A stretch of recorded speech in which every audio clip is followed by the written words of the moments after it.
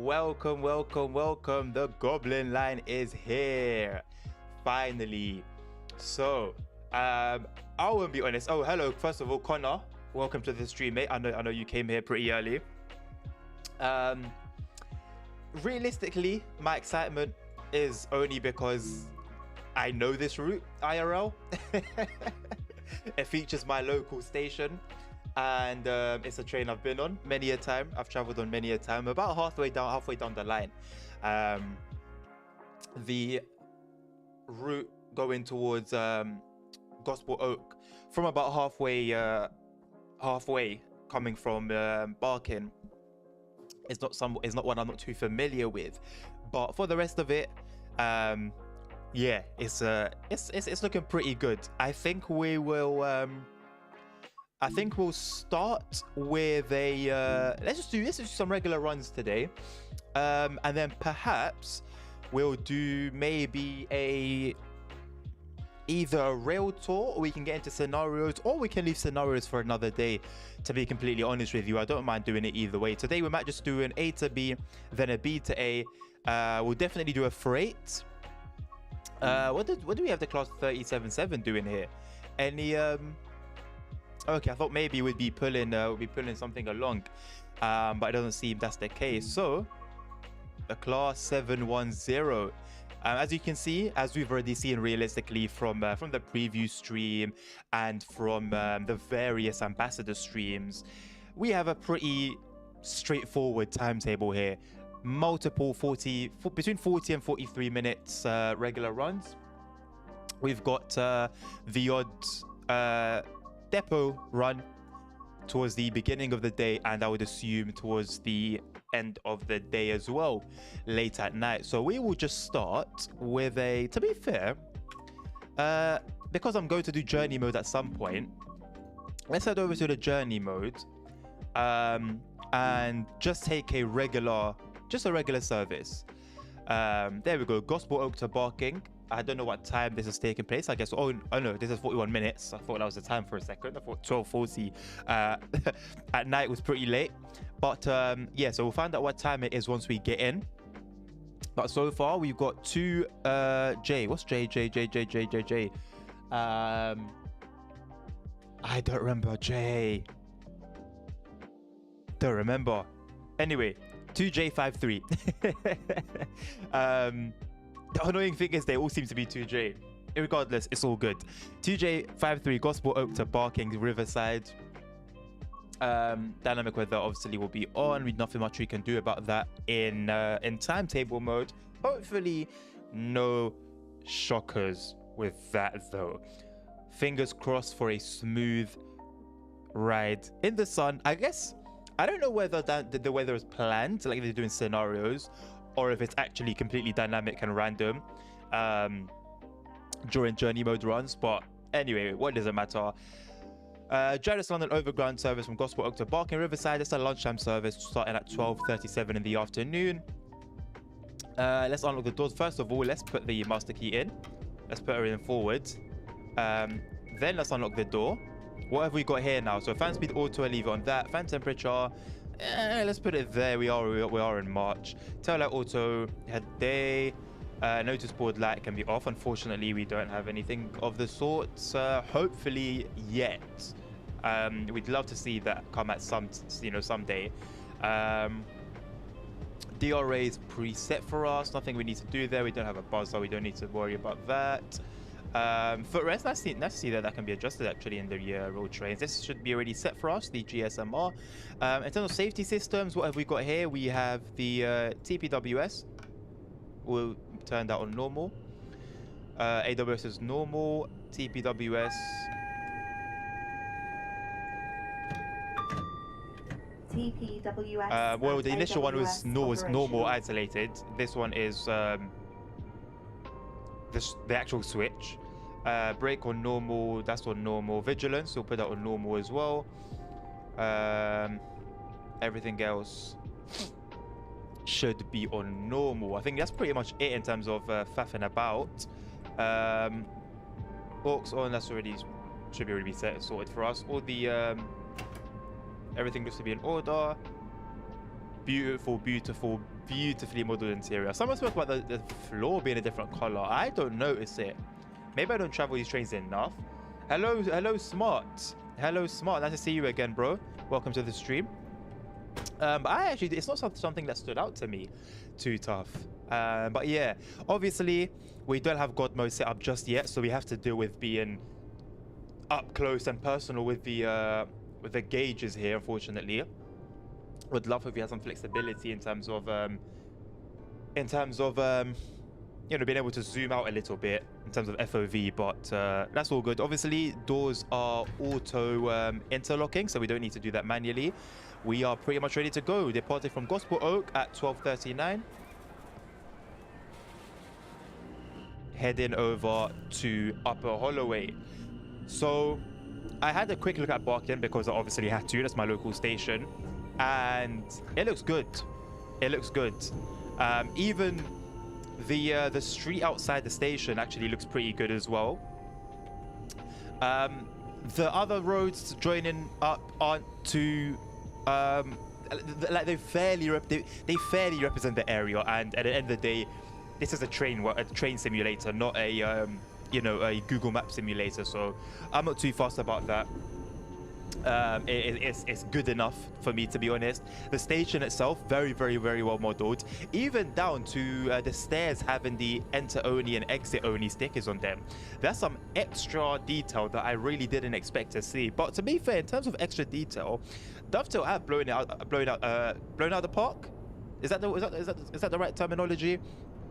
Because as I mentioned in my video about the suffragette line, I didn't expect the screens above the passengers to actually light up. Now I know some things are not necessarily too great, like for example the screens in front of us, the two screens. I believe one of them is just the wrong color. It's the wrong color, wrong shade, which then begs the question, if they went to actually record from a 710, how did they get something like that wrong? Or was that just an oversight? Was that just a lack of effort? Was that something they thought wasn't as important? I'm not too sure, but it's not something that takes away from the experience, in my opinion. I guess if you're a real life driver, if you drive these trains in real life, then for sure that would be something that will bug you. But hey, for me, this is my hobby, and yeah, it's definitely not a deal breaker for me. So far, I know we've literally only gone as far as one stop. Is this a stop marker? How can the stop marker be in front of me, whereby I haven't even done a route introduction? Yeah, Dovetail will just not let these stop markers automatically popping up rest. So from Dad Rail's stream yesterday, I know that the brakes are not the strongest, and I can see that right now. We've entered the station on brake 3, and it seems like we're going to overshoot a little bit. I don't want to go into... Oh, we went in setting 3. All right, never mind. So we went in setting 3. I thought we were. All right, I'm gonna have to get accustomed to the brake handle, although it seems pretty straightforward. I don't know why I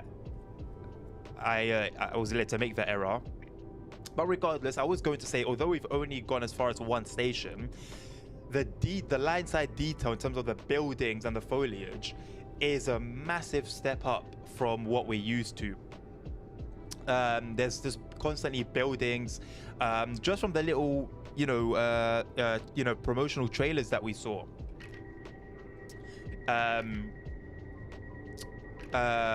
My head. Just from the promotional trailers we saw, there were a few buildings I recognized around the Barking area. There were very specific models. These are new assets, new models. The buildings look like the buildings that are actually there. They've obviously gone to great lengths to represent this route. The thing is that there was a pressure on Dovetail. Let's not beat around the bush. They've come out with a 13-mile route of 13 stations. They have to do it well. There would have been no excuse to poorly represent this route. I don't know if that sign's meant to be wonky like that. If it is, fair enough. I guess that's something that could happen IRL. But I was barely able to see the 30. I don't really watch the HUD too tough. Well, not right now anyway, because I'm too busy talking. But yeah, there was obviously the pressure of making this route well, especially with, you know, some of the recent releases we've had from some third-party studios. I'm not seeing too much going on line side. I did see a couple rails here and there. I guess we'll see as the route goes along. But I remember that this route is absolutely, especially towards the east side of the route, there is so much litter on the track, so much litter. It's actually quite a shame, to be very honest with you, and I think that's just generally like a UK thing, though, if I'm being totally honest. Yeah, it's very, very often that you'll see litter. So what you realistically want to stop with your window kind of where the class 17 S car stop little sign is. That's where you kind of want to be. So I guess not as, I don't think we've underdone this one. You know what? I think we've got it stopped pretty bang on. It does look like you overrun it, but in reality, we have got it quite spot on. This is very surreal. This is very, very, very surreal. Something else I mentioned during the my Overground video, and I mentioned it again.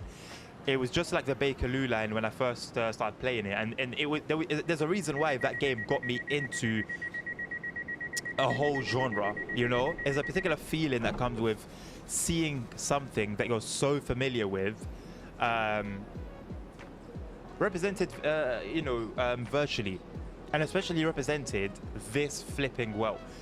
Like, this honestly looks surreal. I'm struggling to believe that this is this is real, but it definitely is, and yeah, definitely a good job. Now, I thought to myself when I heard that the doors automatically interlock, that that would happen once it would be something that correlates with the loading instruction, but it doesn't. It seems like it's just got a timer, and when it shuts, meaning that if you're going to be at a station for longer, you have to reopen the doors, and then depending on how much longer you're at the station for, that might be a rinse and repeat process, which isn't fun. It doesn't sound fun at all.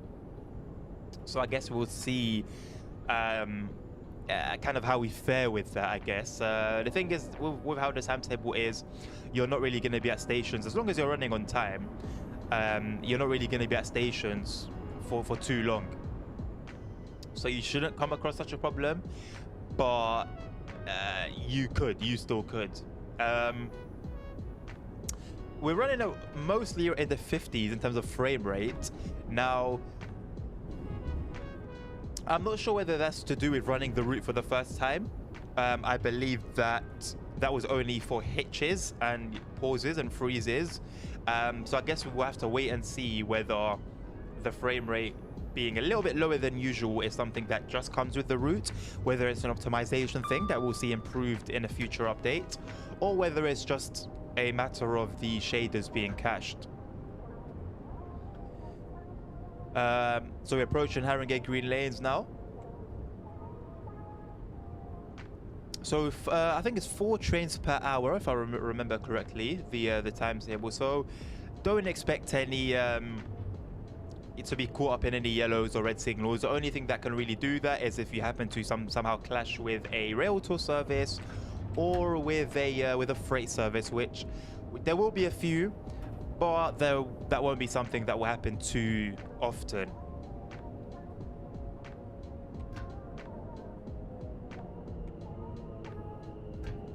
These stations have definitely been represented very, very, very well. It's great to see the like licensed boards as well, licensed signs. I don't know if signs and whatnot are licensed, but it is nice to see regardless. I think we're doing an okay job, I think. For this being our first ever run, I think we're doing an okay job in terms of stopping points.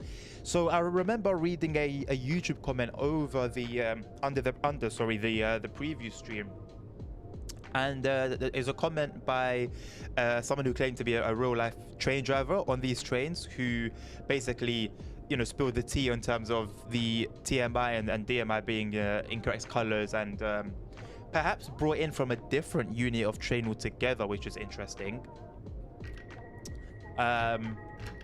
And they said that when you leave a station, you don't really want to be at more than 50% until you get to about 5 miles per hour, and then you can put it as high as you want beyond that point, which does make sense. I tend to try and drive the I try and drive every, I think, EMU the same way, to be honest. Sort of ease it in at the beginning. I think that at some points I do get to a point where like I just cannot be bothered and just put in 100% straight from a standstill. But that's not really something you want to do in real life. It will be a very uncomfortable ride. So we're approaching South Tottenham now. Again, we're still getting a lot of foliage, some weird artifacts I feel like I'm seeing on the trees as we approach them. I don't know whether that's something that's just in the game, and because of the mods that I use, something that I don't see that's been rectified through a mod. But regardless, that is something to note. I am seeing grass on the rails, going out the ballast. That's nice to see. I think it's a little bit excessive at points, but if it's between being a little bit excessive and not being there at all, I think I would rather it just be there, even if it is excessively. So yeah, so far so good. Again, we don't have a working these screens basically. I believe these screens are CCTV, if I'm not mistaken, and I don't imagine it's the hardest thing in the world to bring in. I'm pretty sure we'll start seeing those kind of things being brought in as mods once the at least once the modding tools have been completely released. But even from Dovetail's perspective, I'm quite sure it's something they could do, man. Anyway, we've got a 66, we've got a nice shed coming towards us, trundling along, heading towards back up towards Gospel Oak.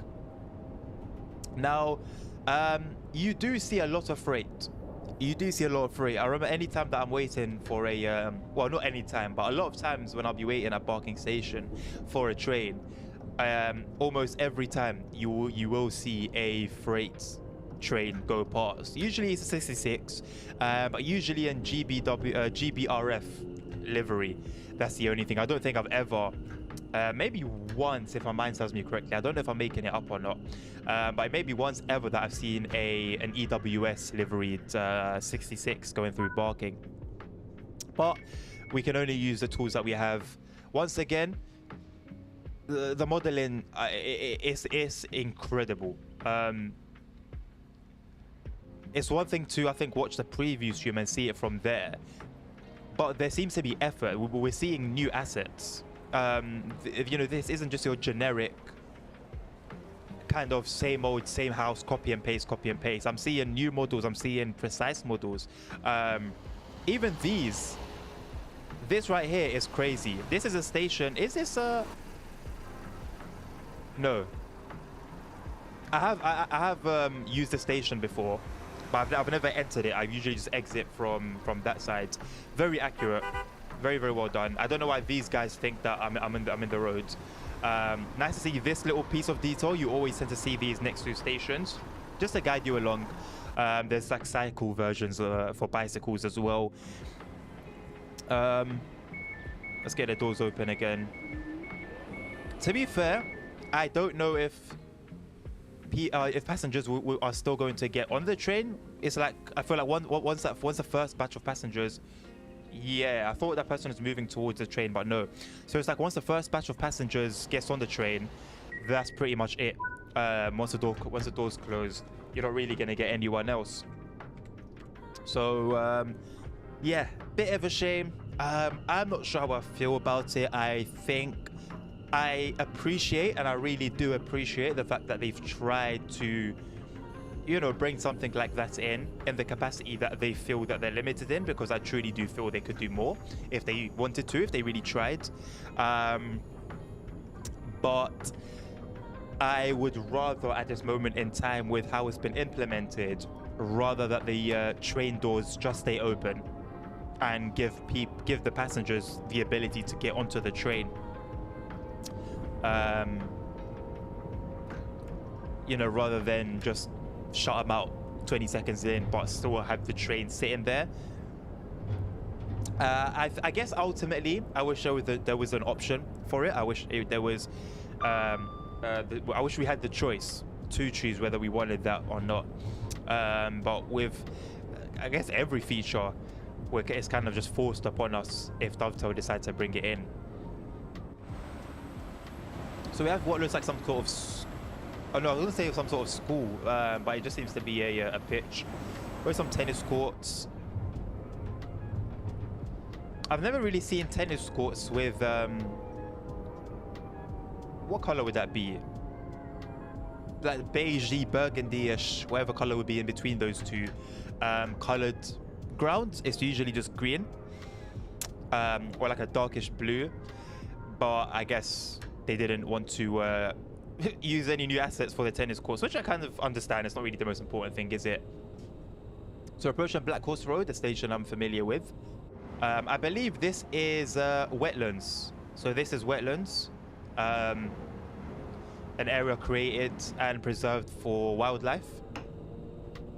I don't know what was the point of dropping down to 20 miles an hour. Was there a bridge? I think there was, that we crossed over. Hey, hi, Asma, hello, mate. Hey, you're looking new time. Just for today, though. Just for today. For the release stream. But it's you know, I'm happy to stream it this time regardless. So, once again, a lot of buildings here, new assets, completely new assets, which are quite accurate, I would say. I'm very impressed. Initially, I'm very, very, very impressed. It's always risky when you jump into a route that you know in real life. I did just see a passenger on the tracks, and so did you. Your eyes are not deceiving you. So that's something that might have to take Dovetail might have to take a second look at. It's always a risk, you know, playing a route that you know very well, because it means that you'll be very, your eyes will be open. Let's put it like that. Your eyes will be very open to every little thing. So yeah, I've walked here many a time. I've waited over there many a time. So this is the entrance to the Victoria line. So realistically, there would be some Oyster card machines here that you would tap. Then you'd go through into the station, and then you come back around, like a sort of a U-turn basically, and you'd find escalators going down to the underground platforms. I'm pretty sure they could have modeled that a little bit better. That seems a little bit lazy, but at least we have it there, I guess. Just having a quick hi, just saying a quick hi because I have to get back to study. So bye again. All right, hi, my man. Thank you for stopping by. I appreciate you stopping by, my friend. It was nice seeing you. Good luck with your studies, my bro. We should be on for quite a while today, so maybe you'll still catch us before we finish. But yeah, man, I hope your study time goes well. Good luck with that.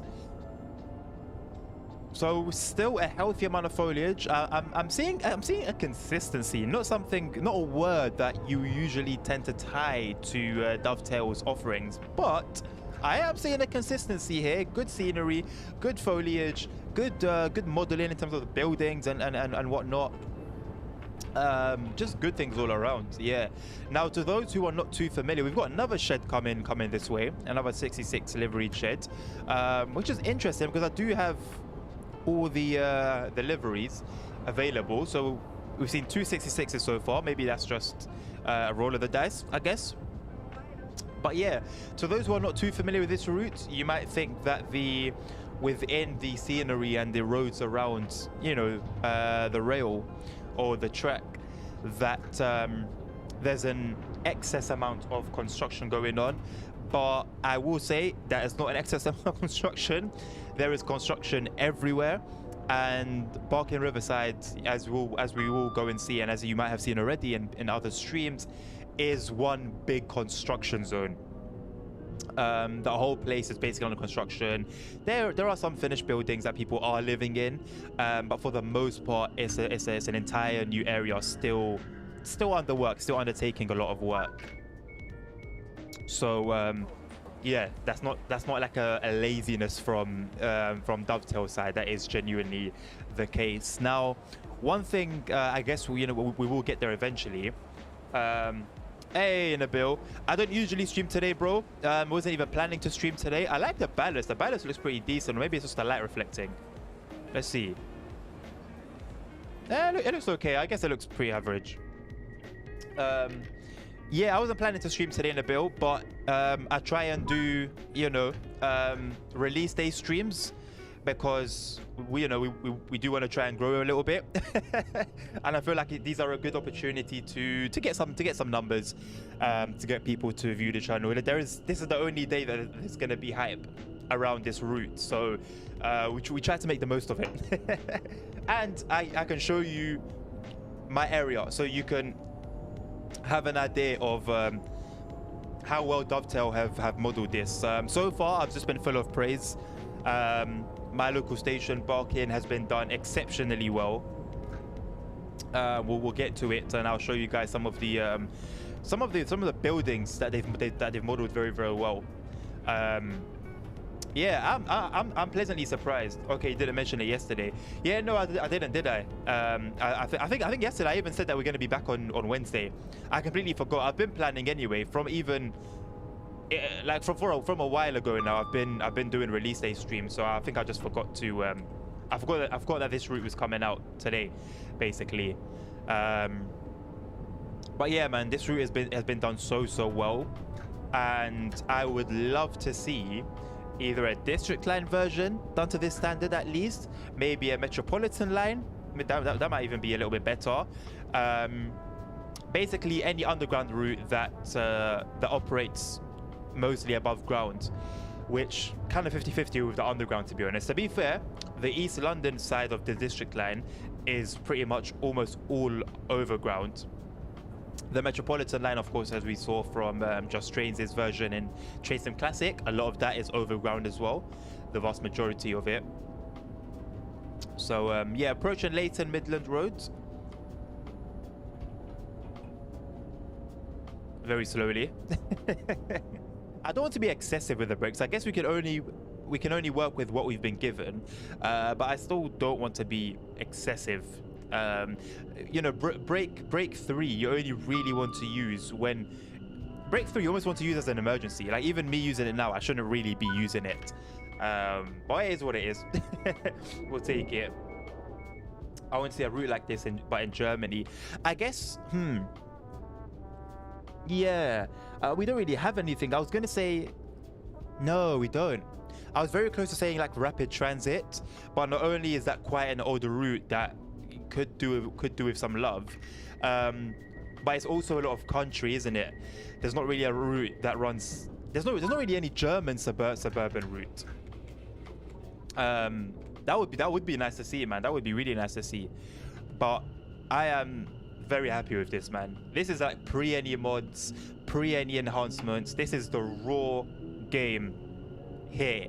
Like this is the least we are going. This is the worst that we're gonna have this game. At least if you're on PC and you're open to downloading mods, this is the worst you're gonna get, and it's great.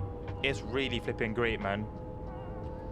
I'm actually a little bit in love with this, man. When the Rosenheim-Salzburg route dropped, I quite like that route. Some portions of the scenery was a bit. Not going to ignore that, and I haven't forgotten that. It's still imprinted in my mind.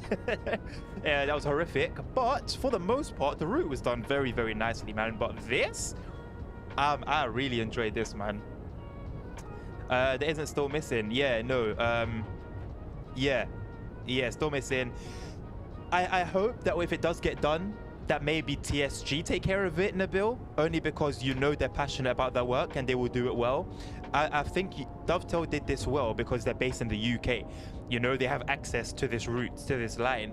I don't know how well they would do a German equivalent. So I would rather personally a German developer takes charge of a German suburban route, to be completely honest with you. Simon Trainer. Yes, Trainer. That's I told you I'd remember it, mate. I told you I'd remember it. Simon Trainer, welcome back to the stream, man. Long time no see. I hope you're doing well.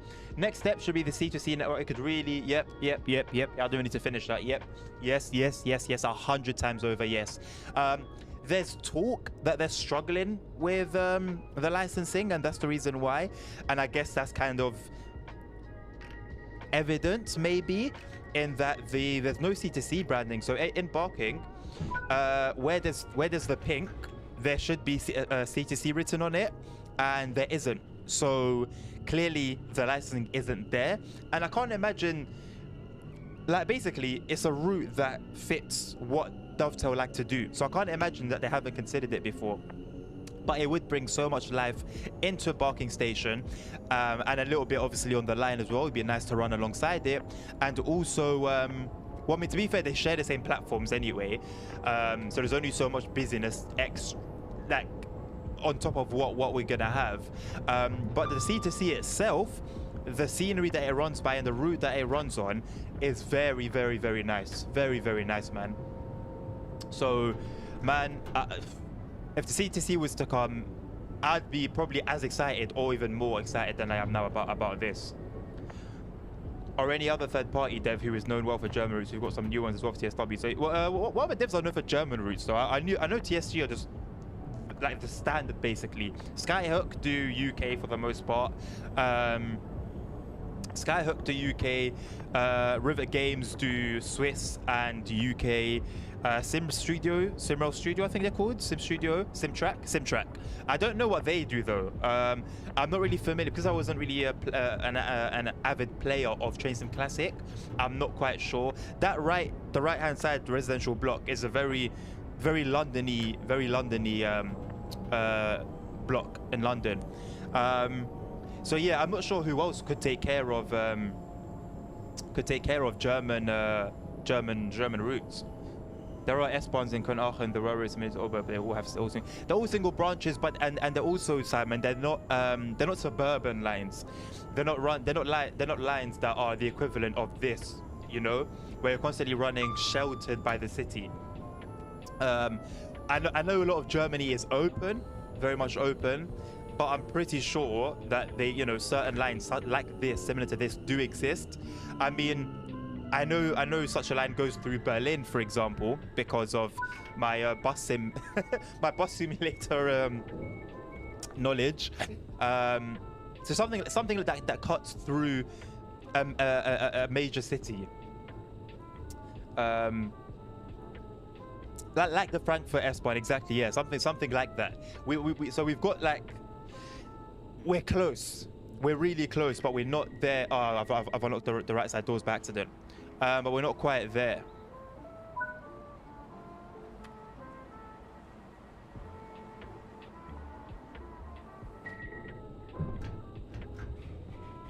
Man, this is like, this is surreal. This is surreal, man. Yeah, German suburban routes tend to be more radial than orbital Berlin as a circle line, as you say. Yeah, but you do, well, I mean, the Frankfurt S-Bahn, like Nabil said, I think is a pretty good example of a route similar to this. And I guess we do have a few, don't we, in Train Sim Classic? Maybe I need to spend some more time in that game. But then time in Train Sim Classic also equals money. So if you want to have a good experience. But yeah, this, I think, for someone like me personally, I could get some extra replayability. I did mention in my video that I made on the Overground line that replayability is going to be a problem. I'm looking forward to play this. I mean, I guess we'll see how long I can play this for without getting bored. I'm excited. I don't know whether it's like a day one thing. I don't know whether it's a day one thing or what it is, but I'm very excited. I'm very excited. I'm looking forward to what the freight services are going to bring as well. Those are going to be interesting to see. The problem with the S-Bahn routes I mentioned, let's not go past Woodgrange. The problem with the S-Bahn routes I mentioned is that they're all partial. It's not before the really urban bits begin. Right, okay, yeah, right. I get, yeah, that does make sense. I guess because if I'm going to go in to play devil's advocate here, oh, slightly overcooked this one. We're still going to have the passenger doors on the station, but we've slightly stopped later than we would have wanted. But regardless, yeah. So playing devil's advocate, I think we have to consider that. Oh, we've got flying passengers again. Shock. How do you? Okay, let's try and be positive. I'm not gonna run, but we've got flying passengers again anyway. I'll run about that in a different video or in a different live stream.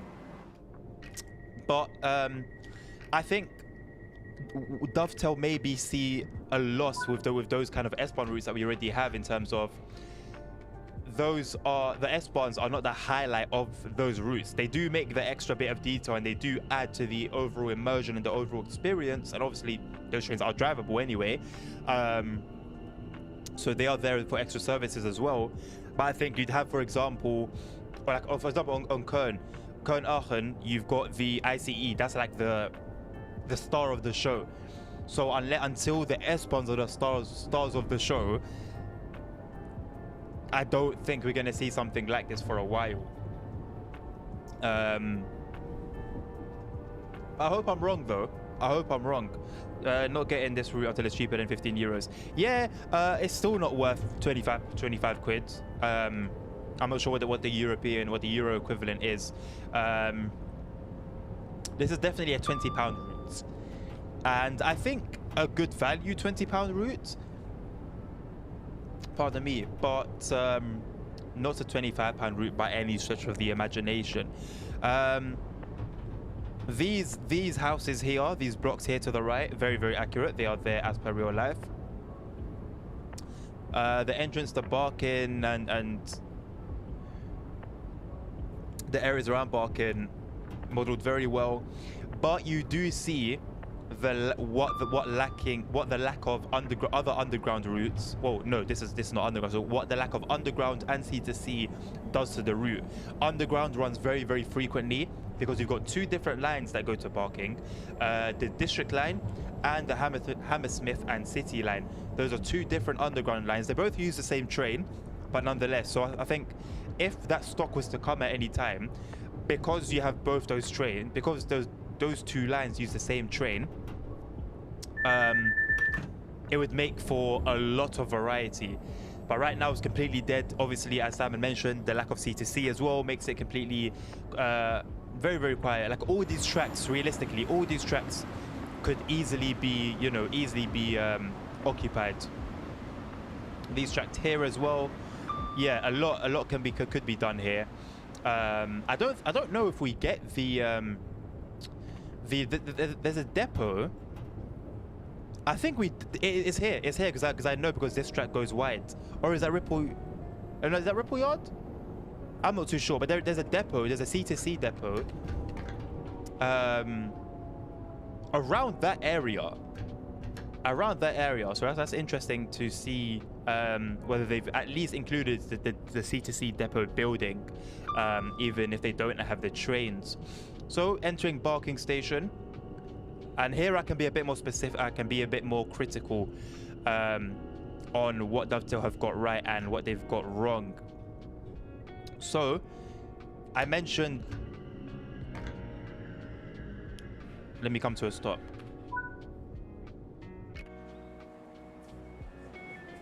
So these here, this entry only on the stairs and then exit only, are there in real life, and I was shocked to see that they've included that level of detail. These buildings here are literally exactly like this. They're made as they are. This building here with the blue, absolutely as per real life. That bridge is there as per real life. This is where I stand when I'm waiting for this train. I have my own place, literally right here. I stand right there when I'm waiting for the train. This road is as per real life. There is truly this building here. This apartment is here with those colors. It's been very, very well done. The outside of Barking Station looks exactly like this. You've got bus stops here. This in real life is a chicken shop. The food there is excellent, 10 out of 10. But they've made it a food place in the game as well. There's a couple food spots here. There's a corner shop here. The road turns here for normal vehicles, and then only buses go through there. So this wouldn't be as busy.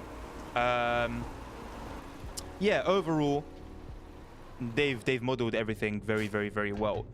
Off to Barking Riverside we go. I'm really impressed by this route, though. I live one stop from Gospel Oak, and it's overall very accurate. What's really shocked me, Simon, is that the modeling, all the new assets, the new buildings, you truly feel like you're cutting up through London. It's wild, man. I only know the route personally as far as Black Horse Road, because I usually change there to get the Victoria line. So beyond that, I can't speak, but obviously, if you say that it's very well done, then I have to believe it, don't I? Because everything else has been done so well, so it'd be very strange to have part of the route done well and part of the route done not so well. I don't see the variety on this one, though. There is no variety in the bill. That's what I was saying in my video. I was saying that this route isn't, in terms of variety and in terms of variety of AI and, running different trains yourself or ourselves, that's not going to be there. And so it will be boring in terms of that. But it's not unrealistic. This is how it is in real life. And it does beg the question, why did Dovetail decide to do this section of the Overground and leave it there? The North London line would have offered a lot more opportunity, but it is what it is. The Hammersmith and City could appear that planning to do just like Ealing. Yeah. As soon, because of how much the S stock is used, we could see it in so many different places. But do remember, Simon, they never update all the routes, so we realistically wouldn't see it. We wouldn't see it anywhere else, if we're being honest. I think we got lucky with the 72 stock, the 1972 stock being at Ealing Broadway on the Great Western Express. That was pretty much like a one-off. Dovetail don't really tend to do those kind of updates on older routes, which is a shame, because that leaves so much potential on the table. And again, I guess we can only wait and see if that can be taken care of by the community with the modding tools. But something like that shouldn't be left to the community, if we're being honest. That should be taken care of from the jump. Know where I'll find you in real life. Yes, Nabil, you'll find me there on that platform. I told you exactly there. You will find me there. Yeah, this little area here, from what I remember, is also very, very accurate. Again, all the constant construction taking place on the way to Barking Riverside is not unrealistic. Barking Riverside is an up-and-coming area. It's still being developed. People do live there, but for the most part, it's all construction. The whole thing is construction. I don't know why I'm only seeing a 66 in EWS livery. Is that a 1 livery? There we go. There's some variety. We've got 1 livery there. But there's a lot of 66, a lot of EWS liveries though.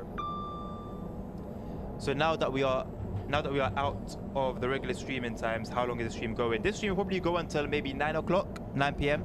So for another 3 hours possibly. I guess it just depends on how much more content I can kind of show you guys, how much more we can explore. The kind of reception that we're getting. If there's a lot of views obviously and there's a lot of people interested in, then I'll keep it going for as long as I can. But if the numbers obviously start falling off and interest is clearly not there, then I'll happily cut it at around 9 o'clock.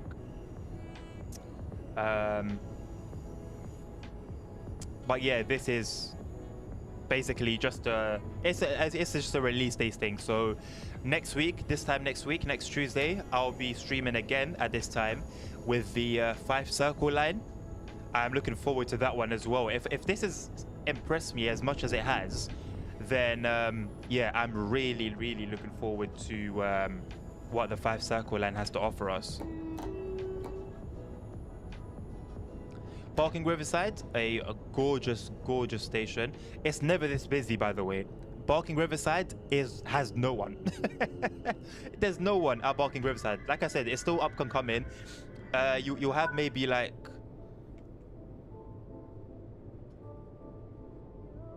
I feel like we were forced to stop there, and I can't move. Interesting. Okay. Yeah, Barking Riverside is just not this busy IRL. It's not this busy. It is dead. There should be a road that goes underneath. Yep, this is the one. And then there's this road. Yep, very, very, very familiar with this. Yeah, but just very well done overall. There should be... Where's the river? They have to have the river. Yeah, there you go. It is the riverside after all. I have taken an Uber boat past there. Yeah, overall, very, very, very well done, man. Very, very well done. I'm interested though just to see it because I haven't watched a single video, and it's good to have a person who knows this route so well. I guess he wanted to say. Yeah, I thought literally when I made my I've made a video on this route already, and even then I said like, I hope that me being very local to this line means something. It means that my opinion has some substance, has some value to it. So yeah, running that. So you can see, look, just here we have the 442. They're very similar. We also have the 442 in rapid transit as well. So I did mention that they're very similar, and I wonder if they used the base, you know, or whether it was something that was made completely from scratch. And both trains have the same manufacturer, so it makes a lot of sense. So we're gonna do the I guess B to A or A to B, depending on what station you class to be A and what station you class to be B. We'll be going from Barking Riverside to Gospel Oak, and then we've got some fog today. After that, we'll do some freight. I want to try some freight, give that a go, see what that's like, and then we will do some rail tours, perhaps. We'll do some 66 freight. Then we'll do some freight with the class 37. And then we'll do a rail tour, whether that will be the steam one, whether that will be the 1938 stock. I'm not too sure yet. I guess we'll find out. But yeah.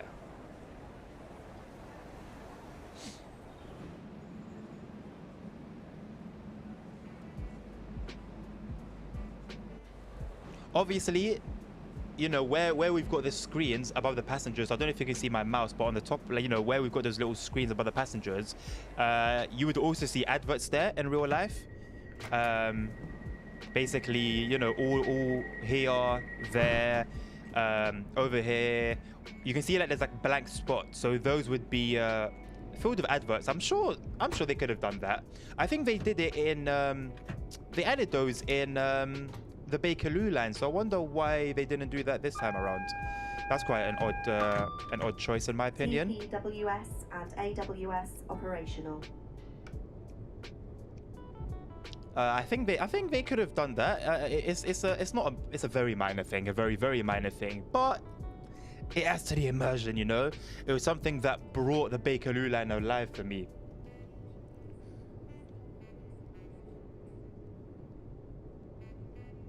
Does this route need any enhancements? Not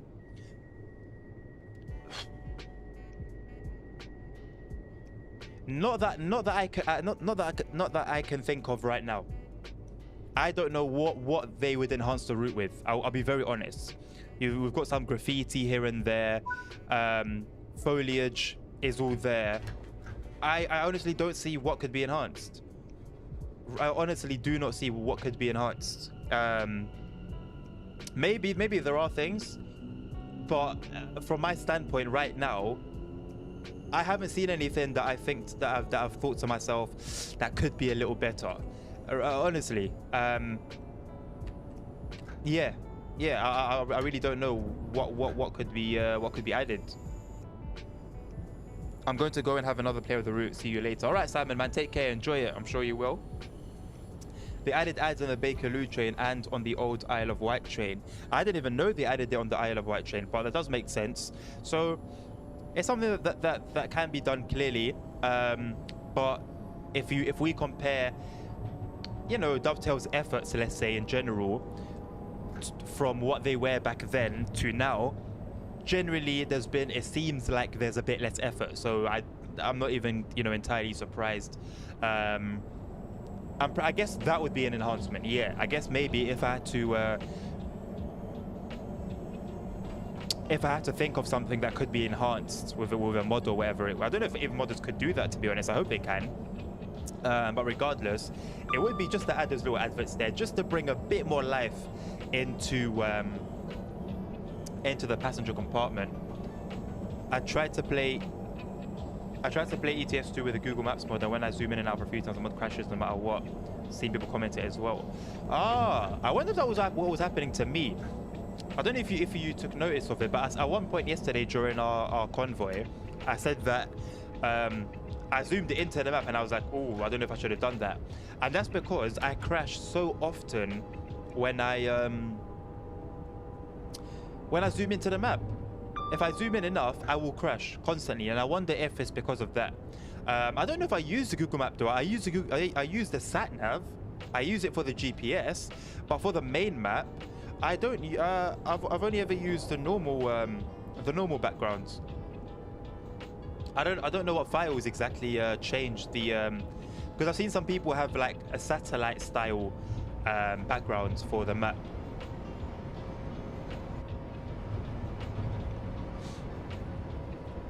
Also, we ran dynamic. I wonder if that's just because it was a journey mode run and it was set specifically to be clear, or whether we just got lucky. I don't know. But that's pretty good to see, and it's pretty promising, I guess, that we didn't immediately go into storm mode. Sat nav, it's short for satellite navigation, but it's more towards the in-vehicle ones, so the little screen inside the trucks. I have the Google Maps for that, but for the big map, when you press M, I've never had a mod that changes that, but I crash sometimes when I zoom in. It's on the Steam Workshop, but it's just that I didn't have it on. I didn't have it activated yesterday.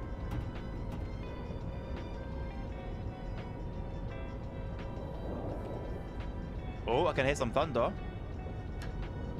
I'm not sure if that was thunder or if that was just the echo of going underneath a bridge. No, I think it's thunder. I guess we'll see once it starts gushing down.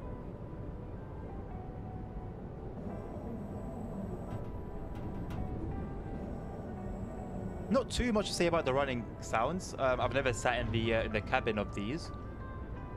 Only ever been a passenger, and never really took notice to anything particular with the running sounds. It's a very, very, very quiet train. Definitely centered around comfort and just everyday commuting, really.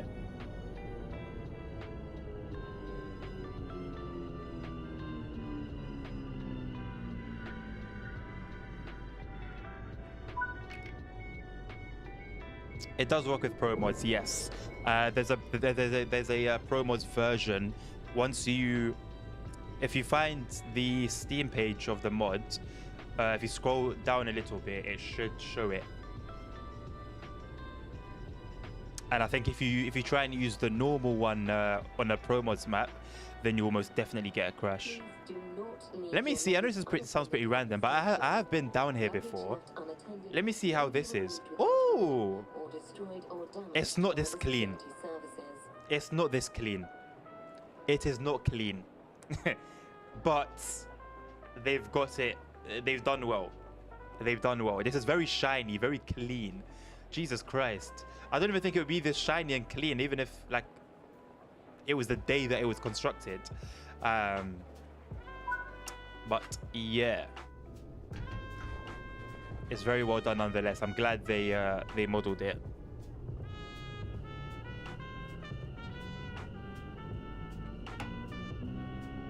So still trying to maintain that realistic driving, keeping it only at 50%, accelerating from a standstill, and then pushing it up after 5 miles per hour. So this is where the C2C goes left and branches away. I do want to see.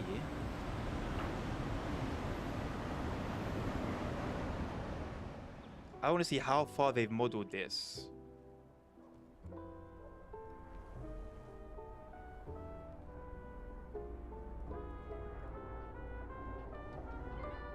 Is this the depot? Yeah, they did it. They really did it. They got the depot here. They've got the bloody depot. Nice. And then yeah, the C2C runs over here. So that's interesting. What is interesting is that I feel like that was a lot of modeling, and not just any modeling. Usually when Dovetail will, you know, they'll have trains going off the map, and the route that those trains will take mostly it will just be the rail and then just nothing, because it's not something that we're going to drive on. But that right there is modeled to a certain depth that makes me think surely there are some plans. You are often above the speed limits. Yeah, I'm just not being careful enough with the speed limits. I'm trying to look at everything. Driving is not the priority right now. It's mostly just trying to look at the scenery and look at everything. However, yeah, it is easy with this train. Listen, I drive trains how I drive on the road, and it is what it is. But yeah, this train does have some power to it. Not so much braking power, but it definitely has some go. It's pretty... It kind of boggles the mind a little bit when you've got a train that accelerates very, very quickly, but brakes not as well. Because you expect the train to slow down as quickly as it speeds up, and when it doesn't, you're in a bit of a problem.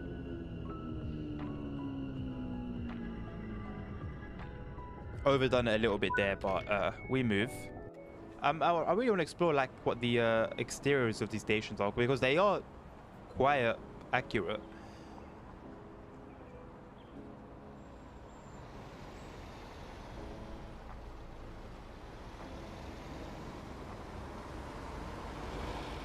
It's crazy to see, man.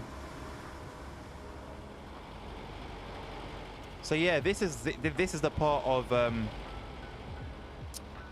this is the North London line from Richmond down to well, it continues on to Stratford, but even if we just got Richmond to Gospel Oak, I think a lot of players would have been content with that. Yeah, or the West London line, I think it's called, that cuts through my old area, and it goes through Clapham Junction, which would be somewhat busy in terms of, you know, with the trains that we have from London Commuter. So you'd have some action there already. I just think to have this part of the London Overground only, it's a strange choice, a very, very strange choice. Dovetail know why, but I don't. Oh yeah, also what could be enhanced, Nabil, is so in real life, all the sides here, we see where all the bushes are and the greenery. In reality, that is filled with rubbish, full of rubbish. All the people that you can see where all these houses are, a lot of people just throw rubbish over the fence. So it would be nice to have some of that represented. Do you think that a new TSW will release this summer? I think so. Yeah, I think so.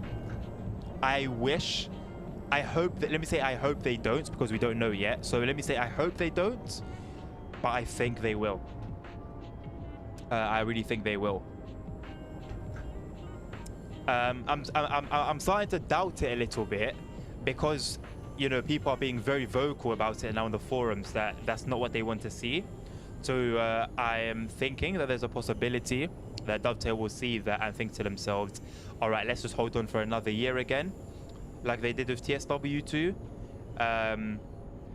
But you know, business comes first. Business comes first. So if they believe that it will be financially better for them to release a new one this year, I think they will do just that.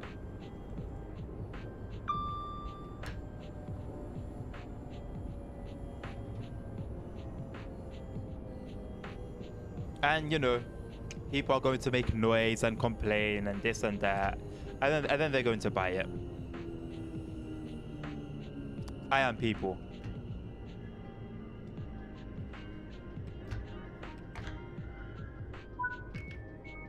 I just don't see many new features they could add to make it actually Thames the NUTSW. Nabil, there wasn't any new features they added to this one that made it worth it. Why does my game crash when launching this route? Dadrail was speaking yesterday and said that he had an issue with crashing, and it was because of certain mods that he had installed, Pixmix. I personally still have all my mods installed, and I've got a ton of mods installed, and I haven't had a single issue, mate. I haven't had a single issue. So it seems like maybe it's platform dependent, but then I think Dadrail's on PC as well, isn't he? So it's quite strange. I really don't know what it's down to. But remove all of your mods, Pixmix, and give it a go, and that should do it. That should do it. If not, then the only thing you can really do at that point is make a bug report on it, or, you know, let Dovetail know via the forums, and hopefully, well, I believe they should get back to you rather soon, because it's a new route and they're usually quite active when new routes come out. You have Train Sim 4 now. Nice one, Lindsay. I hope you're enjoying it. Have you managed to pick up this route alongside TSW4? Yeah, sorry, Pixmix, man. It sucks. I know it sucks, but yeah, the best thing you can do is remove your mods, and you know, fingers crossed that will be it. That's the odd thing with Dovetail, isn't it? And Train Sim mod in general. I've got almost every single mod from Train Sim community installed and haven't had a single issue, and multiple people who also had mods can't load the game. It's really odd. The editor was promising, Nabil, but where is it, bro? Where is it? We're seeing what people are doing in their own time, but the whole point of an editor being, you know, as prevalent as it is in Train Sim Classic, is that you should be able to share your work.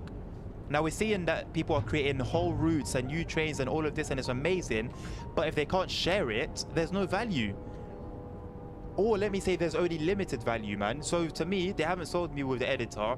The suspension improvements, all now is still in beta. That's not a feature. Do not tell me that photo mode is a feature. I'm not going to accept that. I was excited and everything. Yeah, man. Yeah, it's just Train Sim mod things, unfortunately. And there'll always be these little niggles, I guess, until we get a what's it called, an update, a patch, more so. Then yeah, Lindsay, you know I have Blackpool, mate. We've got passengers on the routes. Passengers on the track, should I say. Blackpool, you'd have a lot more fun playing Blackpool than you would playing this, Lindsay. So not a bad choice. Not a bad choice at all. Not a bad choice at all. There's a lot more to do in Blackpool. This is a very niche route, I think, if you're going to enjoy this one.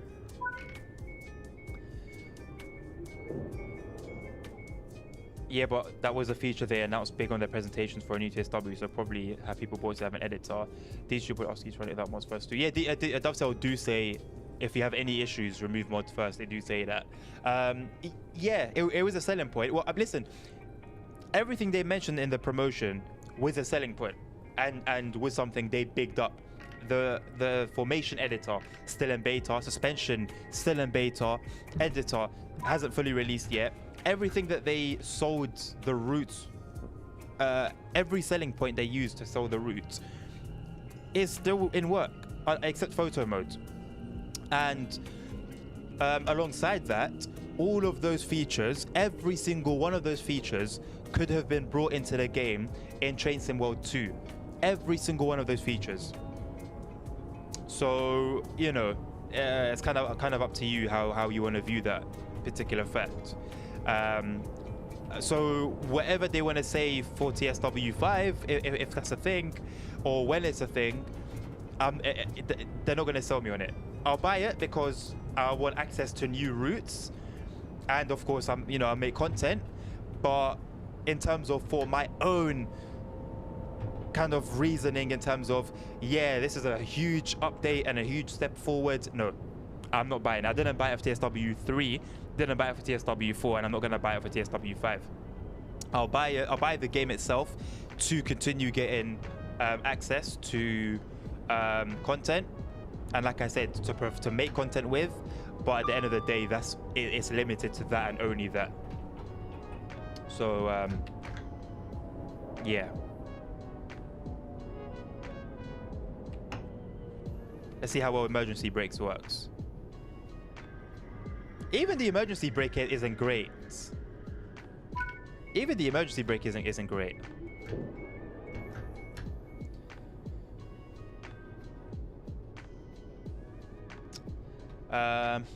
So yeah.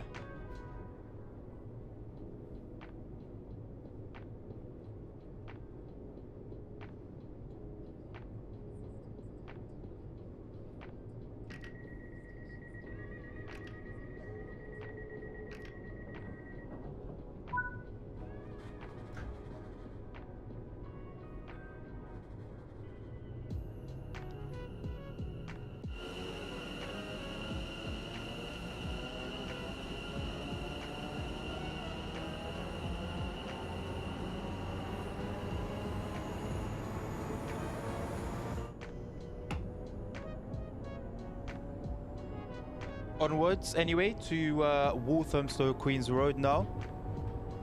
I think we're pretty much bang on schedule. Let's try and stop. Let's try and get our stops figured out. It is taking me a little while. Let me not speak in general, but it does take a little while for me to get accustomed to these brakes, and we're still only seeing EWS liveried 66s, so we know that there are more available. We did see them in the sidings, but I'm not seeing much here in terms of what kind of goes past you. Only getting EWS.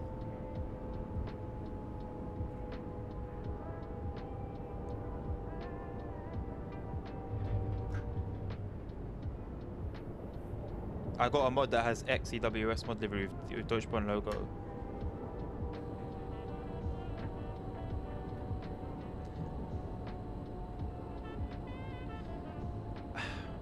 I think I might need to spend a bit more time looking into livery substitutions. The logo that came with main Autobahn, I've got several liveries for that one. I don't know whether they're causing performance issues though. That might have been what messed me up in my Autobahn stream. But it's nice, even though that's not a route I play often, it's nice to have that kind of variety there. So for something like the 66 that, you know, we are going to see often, and you know, in pretty much every single UK route, I think I might need to look into some more some more liveries for that. That was perfect, by the way. Jesus.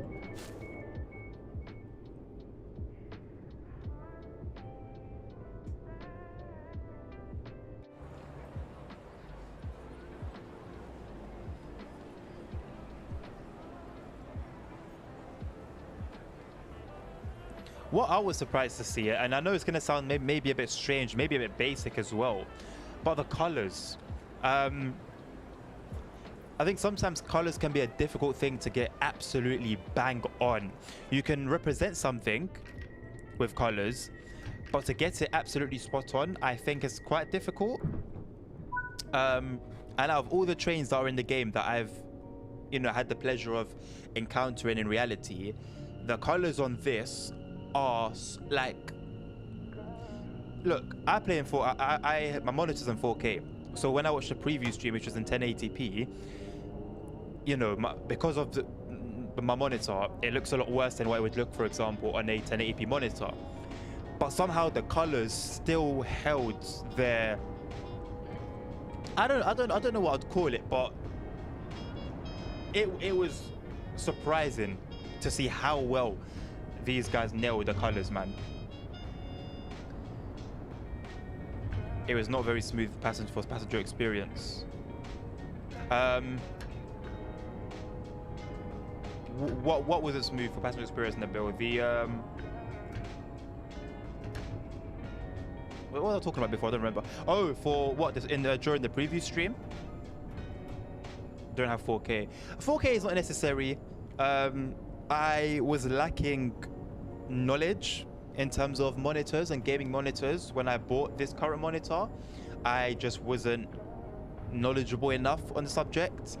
If I was to go back, I would definitely have gone for a high refresh rate 1440p monitor. And even now, I'm gonna stop at a station. I think that was pretty smooth. Did I go into break 3 application? I don't know if I went into step 3 for that station. I thought I've done a pretty good job though. But yeah, even now, I would happily swap this 4K 60 Hz monitor for a 1440p. I think I would go for 240 Hz now. I think we've sort of gone beyond the realms of 144 Hz.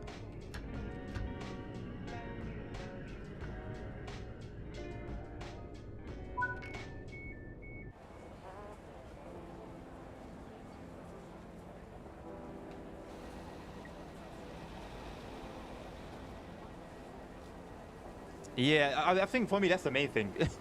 I'd rather go into emergency brake if it means I don't overshoot the station than make the ride smooth, but I've only got my last store on the platform.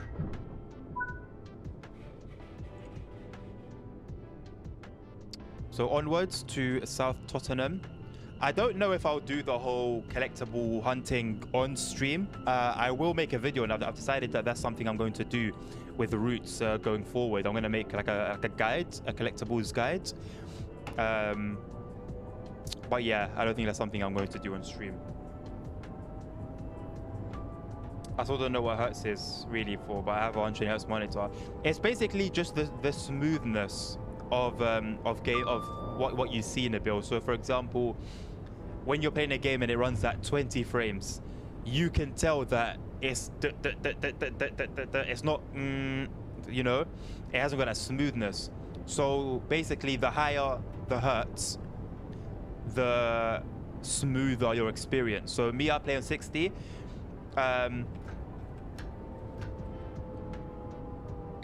Probably should have seen that one come in. I play at 60, so it's not terrible. But if you play on 120 hertz and then you go down to 60, you will notice that 60 doesn't look nice. Just for example, on console for a long time, there was only 30 frames, and I've been on PC for a while, and whenever I'd visit a friend to, you know, to relax or to just to go and chill, see, you know, have like a good time. You know, we'd go in his PlayStation, and it just looks terrible to me, and I'm like, brother, do you not see what I see? And he would just have no clue. He'd be like what? Like, it's fine. I'm thinking to myself, no, it's not. No, it's not. But it's just down to what your eyes are used to. So if you're used to playing at 15 frames per second, and that's all you've ever known, 15 frames per second will be smooth to you until you try 30 and then 60, and your life will change. So that's like the long short of it, I guess, the long of it, with how much I was on that topic, how long I was on that topic for, of hertz. It's basically, if I'm not mistaken, the technical scientific description of it is how many times per second, I might be wrong, somebody correct me if you know better than me, how many times per second what you see on screen gets reset, or the pixels, it's something of the sort. You have to Google it. It wasn't until I started trying to talk into it I realized I don't really know much about it. I kind of understand it, but for technicalities, yeah, that's not really my forte, clearly. All those hours of Linus Tech Tips gone to waste. Ben Davis, welcome to the stream, mate. That's not what I wanted to press. What do you think of this route, I guess, is your question. What do I think of this route? Being someone who this route is local to, Ben, being someone who Barking Station is my local station, being someone who's taken this line many a time, This route is incredible. For what it is and what it represents, it is incredible. For the price, it's not incredible. It should be a £20 route. But they've nailed the stations. They've nailed the overall scenery and the overall feel of where this line takes place, the realms of East to North London. That is done very, very, very well, man. Very, very well. The train itself is very well done, although the brakes are noticeably weak. I don't know why. I believe they're a lot better than this IRL. Not that I've driven one, but from my experiences on them, they do seem to brake pretty well. You do feel them slowing down, so I'm not sure what that's all about. But it's a very, very well done route, man. If you don't have the connection to the route, to this route that I do, I think, you know, this being just another route for you, or another route that Train Sim World has received, it won't be great in terms of variety. There's not much to do in terms of different runnings. You've got A to B and a B to A, and that's about it. Couple freight runs, couple rail tours, of course. Those are token now in every route. But other than that, there's not much to do. There's not much that you're going to see in terms of variability. And just because it's just an A to B and a B to A, I don't really see much replay value in it. Even for me, who, you know, this route is actually kind of surreal for me. I do think the excitement is for today, and I don't know how many hours, you know, of my own accord that I'll be putting into this game. So my suggestion would be to the regular person, wait for a sale. Wait for a sale. Obviously, if you're happy to part with 25 quid for this, go right ahead. But in my opinion, and that's all it is, it's an opinion, it's not worth 25. It's a little bit overpriced, especially without the pre-order discount. I'm surprised they didn't have one. But yeah, if there's anything more specific you want me to cover or you want to see, let me know. But you know, speaking generally, I think that's pretty much it. We don't need mods on console and we want the authentic experience. Wait, where has that come from? You know what? There are people that say that, and I don't know. I mean, I touched on it yesterday, I think it was, or on Friday. No, not yesterday, on Saturday or the day before. I don't really get that mentality. Mods will only make the gameplay better. Why wouldn't you want that? These are the reasons that you can get free travel in here, by the way. Where are they? If you want to travel on this train, it's down, they should be here. You need to tap your card, your bank card or your Oyster card on this, yeah? You are free to enter the station as you please. Meaning, if you want to see it in a particular eye, paying to travel here is optional. And because there aren't usually guards. Guards don't exist on these services. I've never seen a guard on these services. So you could get away with it, and a lot of people do. Thinking of getting this, but only one passenger. Wish we got 700 on the timetable or one new train. You do obviously get to see the 700. But yeah, it doesn't run like parallel to this run. It runs perpendicular. And like I said, it's as per reality, Ben. Realistically, what we would have wanted to see is the C2C. I don't know how familiar you are with that, but it's a it runs from Fenchurch Street through Barking and towards the coast through Essex. That would have brought us some nice varieties, a different style of running. That would have brought us a completely new train as well, and would make sense to come at some point. But yeah, there's no way here you would see the class 700 other than on an overpass. I thought it would not that one obviously, but on a train overpass. It's even worse if you're on PC and don't want to use mods to actually make the game way better. Yeah, I saw a comment that said specifically that, Nabil, somebody was on PC and they didn't want mods. And I guess, look, if you don't want it, you don't want it. It's up to you. I'm not going to judge anyone. But I just struggle to understand why you wouldn't want the game to be better. The person's reasoning was that they feel that it's up to Dovetail to make the game better and not somebody that's working for free. And although I understand that, I don't really see the logic in that too tough, because whether you don't want the person working for free or not, they've made the mod and they've done it because they wanted to, because it was a passion thing for them. So it's not like you're pushing for slave labor, you know, by downloading their mods. So yeah, I guess each to their own though. At the end of the day, looking more excited. Next UK route coming. Yes, good point, Ben. Good point. Thank you for the reminder. Yeah. So next week, I will be streaming anyway. So if you want to see it before you buy it, you are more than welcome to be here next Tuesday at around this time. The 5 circle line is looking very, very, very, very, very, very, very promising with the inclusion of the 385. You know, 2 different options for traveling. The variety is there in all senses of the words. The train seems to be modeled very well. Obviously, there's a bit of frustrations here and there.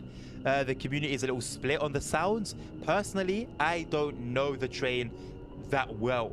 I've never traveled on it, so I'm not going to be too fussed by the sound. So really, it's just a win for me overall. But in terms of value for money, you are definitely getting more value on the 5 circle line, even though it's £5 more. You definitely get more value out of that. And I believe it's longer. There's more mileage to explore as well. You know, I don't remember the numbers, but it's a lot longer than 13 miles. Which in comparison sounds like a bit of a joke. But yeah, if you had to choose, Ben, between this and next week's route, I would definitely say wait for 5 circle line and just buy that instead. Do you happen to know the game City Bus Manager? I don't know, Bill. Is it on Steam? I could take a look at it. I'm not usually too on those type of games. I'll be happy to give it a go, but it's not really like a thing that I would spend hours on. Think I like the next one more as we get 2 passengers. Yeah, exactly. If you own, but just bear in mind, Ben, you would have to own Edinburgh to Glasgow to get the Class 385 to appear. You also have the 801 if you have East Coast Mainline, which appears as AI, and we've also got the 158 ScotRail version coming as well in the next 4 to 6 months. That will also be on the route. So very promising, very, very, very promising, man. It's almost quite hard for Rivet to get this one wrong, but we'll wait and see. That's all we can do. You know, I'm not someone who really wants to get my hopes up. Just asking. Yeah, no, bro. Never even heard of it, mate. Never even heard of it. Thanks, mate. Did you go to the London train show? The model one, Ben. I didn't. Model trains are something that I like to admire, that I like to look at. I get absolutely caught in those on those reels on Instagram when they come up for me. I could watch those, you know, those trains go by over and over and over again. But for me personally, it's not something that I would invest in, whether it be to go to like an exhibition based on model trains, or whether it would be something that I would personally invest in, you know, for myself. So I was aware of it, but I didn't go myself, no. But I am now looking more actively into events regarding the railway, because I do really want to do something, man. I do really want to do something. Gosh, my tongue is completely tied. You don't have Instagram anymore. I've created one again, Nabil. Well, I always had my personal one, Nabil. The LWD Adlan one wasn't my personal one. So I always had my personal one, but I've also created an LWD Adnan one again that I hope to sometime soon start posting on. I just don't know how I'm gonna have the time to post on. Like, I made the threads as well. I already had a Twitter account. I don't know how I'm gonna have the time to post on everything, man. I barely have time to stream. I barely have time to stream. Thank you, man. You'll know it's the one because I've got my picture on there. My profile picture. I've got a couple of videos on there, but obviously, you know, you really want to be consistent, and how I'm gonna do that right now, not a clue. I haven't posted on TikTok in a while. I need to post on TikTok again before the US, before it gets banned in the US. That's something they want to do right now. Yeah, I remember.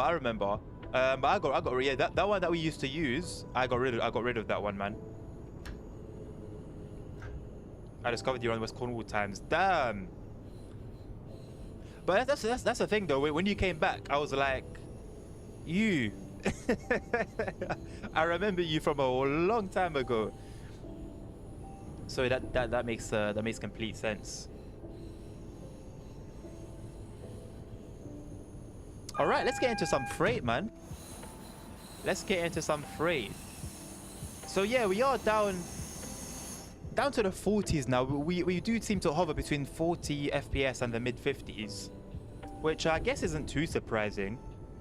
You know, considering everything that we have around.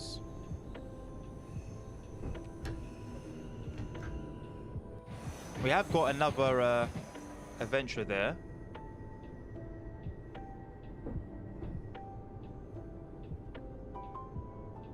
I believe on that's the North London line, if I'm not mistaken.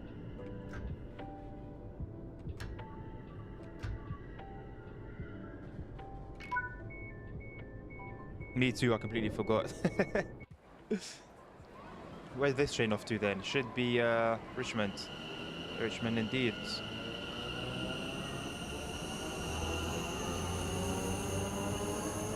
I wish they included this line, man. I really wish they included this. It's a shame. How far does it go?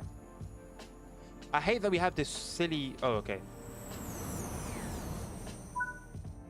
No, I'm not going to get to find out. Actually, yes, I am. Alright, cool. We have an invisible wall there. It goes quite a bit.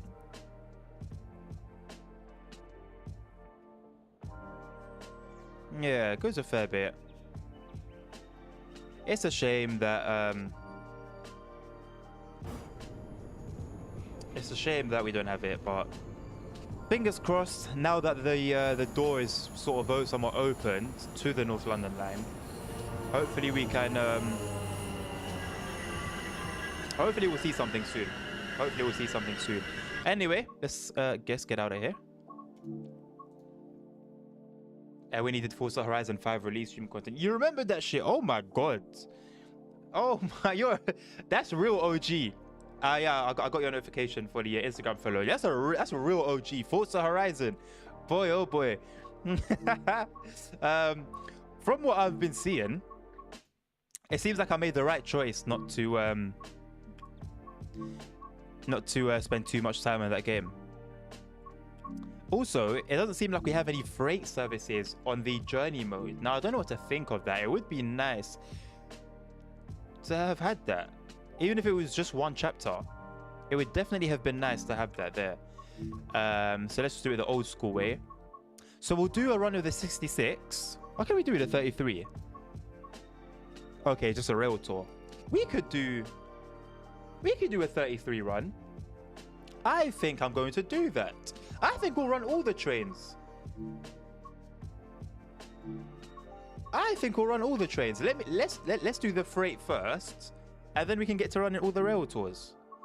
What sexy livery shall we do? Look how many EWS ones there are. 1, 2, 3, 4, 5, 6. Jesus Christ. I haven't driven the DRS liveried one. Actually, tell a lie, I have. But I think that's the closest kind of all get to the GBRF. I guess blue's quite close to green. Does that make sense? I don't know. Got some lengthy ones here. Let's do a 40-minute one. Why not? Let's do this morning run from Gospel Oak to Ripple Lane. It's a shame, so good game and constant. Bro, I don't know, man. I don't know. I would like live stream the second the new like season or whatever they had going on would drop. I'm live streaming it. I don't know, man. I guess it just wasn't meant to be, really. Let's turn everything here on. Right. Turn that on. There's something else. Where are you? There. And close that.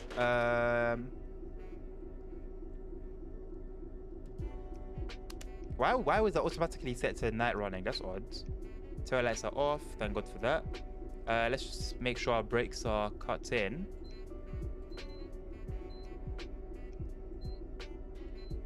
Okay. It's set to long distance. Where is it? Is that not a thing we can... Hold on. It wasn't a switch here. High speed, there you go. Let's turn that on. That's what I wanted to do. We've got obviously the railhead treatment train stuff going on here. Not something that we're going to use. I wish... Is there a way to change the brakes mode from passenger to goods? To goods trains. Is it here? Brake timing. Yeah. Alright, there we go. Thank you very much for that. I can keep you on. Just for the immersion. So yeah. We're basically ready to go at any point, really. I think we can get moving.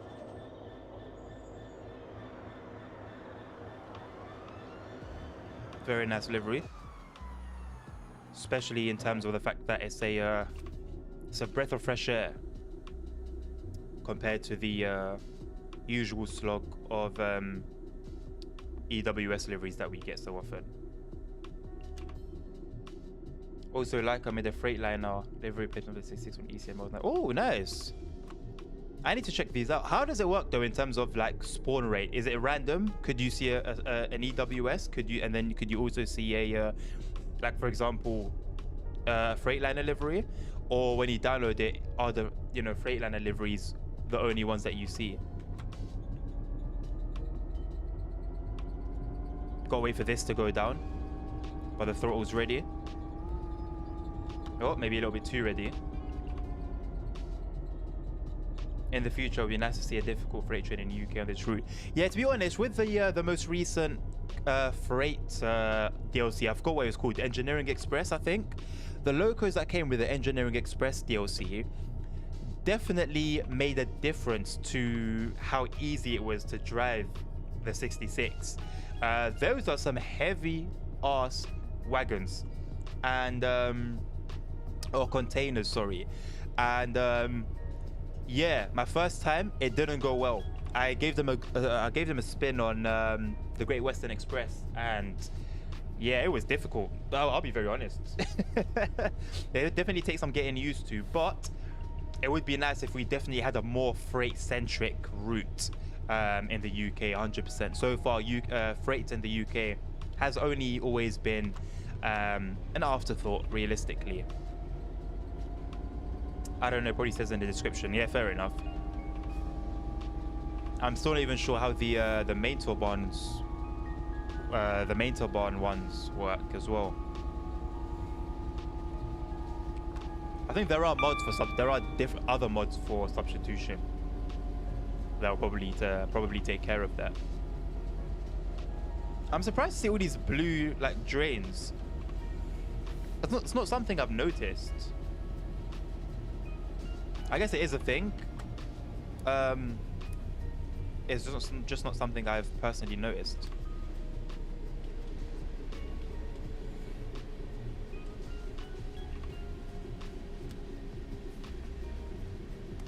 turn the our gauges on. Takes a little while for the brakes to release, doesn't it?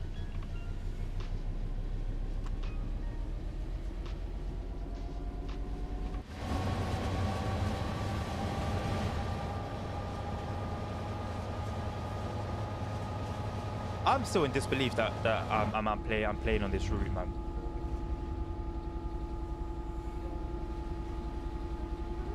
And I'm happy that the dovetail didn't screw it up. It's not perfect, you know. I think that'll be a very hard ceiling to reach, but I think they really have done a good job, man. I'll be honest. The 66 should sub into every Class 66 service. It's also available in the free roam tabs for many voyages. And nice. In that case, like even when we were speaking earlier, I definitely need to get more into the livery side of things. It's not really anything I've gone into before, but I think it's time.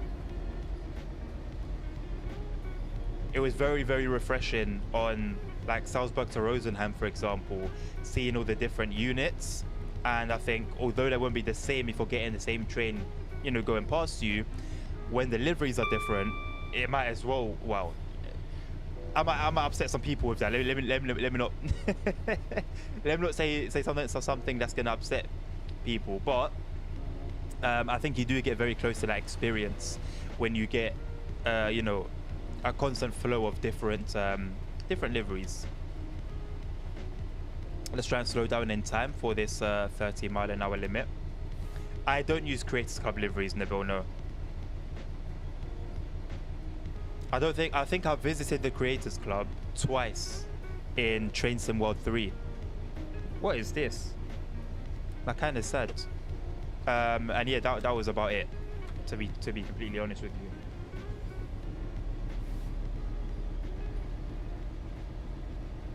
I like that 30 is a bit wonky. That's the kind of thing we like to see, the little, you know, the little attention to detail that we like to see. Not everything's perfect on the route, especially in the UK route. There are plenty of cab rides on YouTube to let you know that. Really do wish we had God mode here, but I'll be more than happy to wait the few days it usually takes to make that a thing. We do have railhead treatment train services on here. That's something I haven't given a go since, like, what, Southeastern High Speed, when it first came out. You have to. There are quite a few good ones. I need to send you the links. Yeah, go ahead, man. I'll check them out. As long as there's like a healthy substitution and that won't be all I will see, I'm fine. Because I think that was what I thought before. Like, if you do get, whether it's a mod, whether it's through Creators Club, if you were to get a livery, it would be like all you would see. But if that's not the case, then yeah, man, I'm happy to refresh the experience.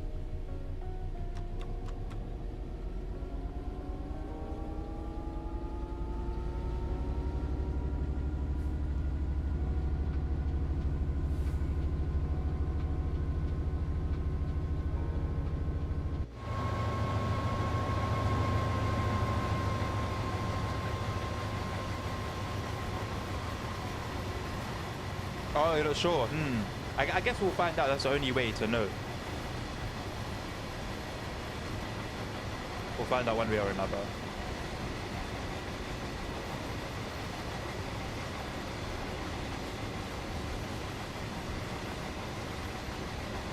You know what? For the freight that I've seen go through Barking, this length of train is pretty much on point.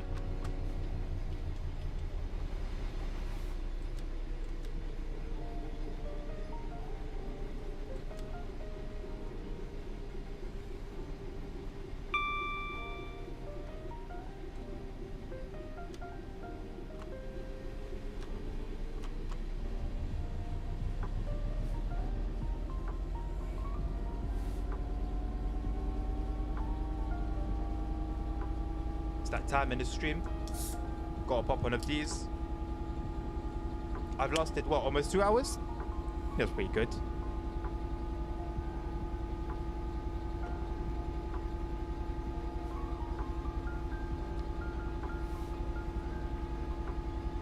I'm glad that the on the topic of substitution, that the whole, I mean, I don't really know what it was. I just know that substitutions were just not a thing for quite a while in Train Sim World since 4 was released. But it seems to be somewhat resolved now, at least for the majority of the routes. I don't like Freight, it's too boring for me. Yeah, Freight is quite the niche, I think. I don't think there are too many who have Freight as their, number one. Playing Train Sim World, it's really changed my opinion on some things. Like running Freight was something that I used to think to myself. I used to imagine it as being very, very enjoyable. Like I was really looking forward to it. Now not so much. I wouldn't mind the odd one, the odd run here and there. But for the most part, there's just not a lot that goes on for me, especially UK Freight. Mostly, I guess that's down to them just being A to B and B to A, man. If there was a bit more going on, I think I'd be a bigger fan of Freight. However, and another thing, of course, that kind of surprised me coming into Train Sim World, I started to find shunting fun. There's one particular, I don't know whether it's just a scenario or whether it's a scenario or just like a journey mode run. But on Cajon Pass, there's a run where you just shunt for like half an hour, and I felt so like I really enjoyed it, man. I just really, really enjoyed it, which I just didn't expect. That was the last thing I expected.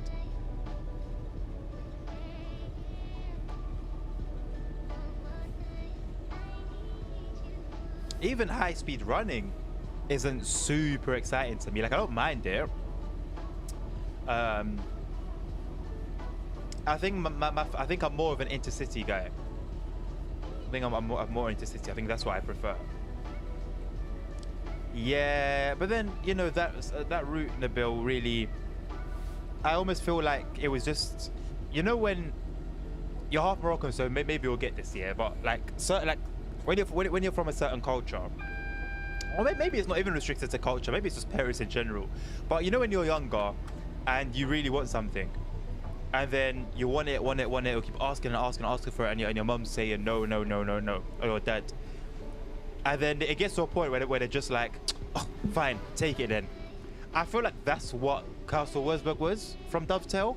I feel like it was just to say, hey, fine, you went a long route, here, take it.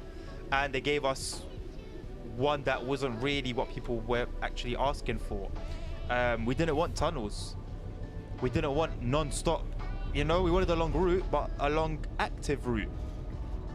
A route full of activity. So... yeah, man, that's what Castle Wurzburg, I think that's what I feel that route was, to be totally honest.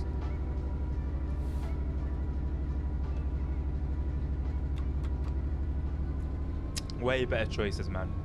Way better choices, really. We are struggling. Why are we struggling? All the brakes have released, seemingly. Oh, I'm still holding the brakes, that's why. Jesus Christ. Why is it struggling? Literally attempting to do a burnout on steel.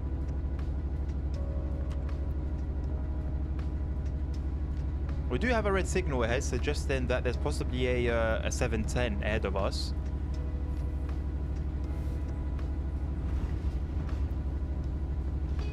So I think the only way you're not going to get an all-green run is if you're in a freight service. I think that's pretty much it.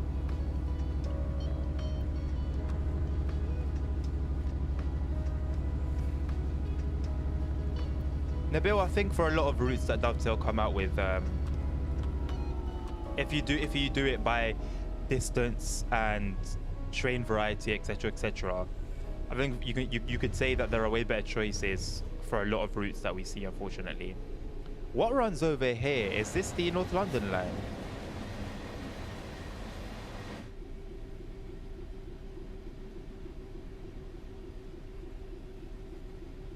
To be fair, we are also holding up a 710 ourselves. Let's try and get moving a little bit.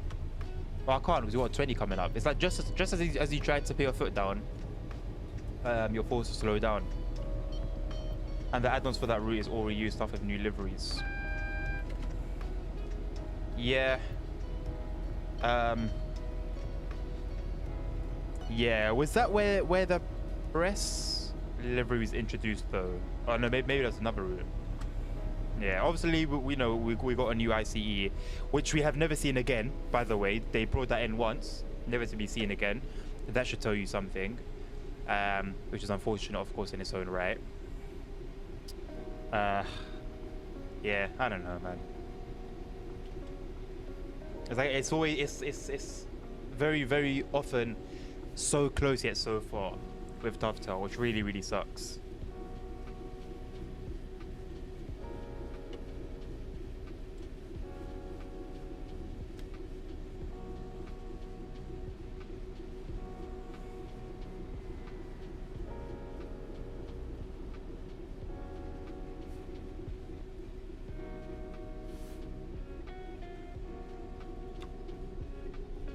.403 Rainbow plus 401 of the City Green Strap and a disc pull-lock. Yeah, the disc pull-lock that didn't work.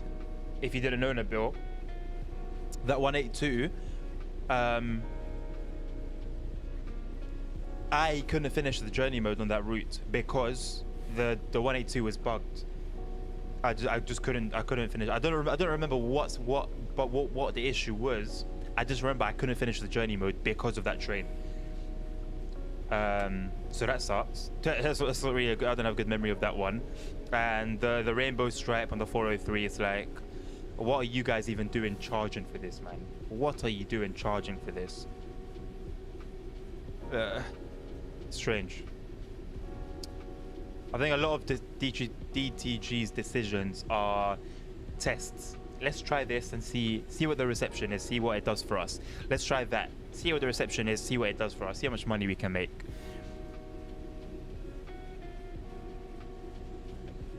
But then saying that, what's baffling is that they will bring out a good feature and receive praise and good feedback from it, and then never to be seen again. So it's like, why did you guys spend that effort? Because whenever you bring something for the first time, that's the only time you're going to need to use a lot of effort. Once you've created it, now you know how to do it again. So why do you then never bring it in again? I don't understand. Still wonder whether 402 is quite similar to the 401. I guess they're just waiting for the route.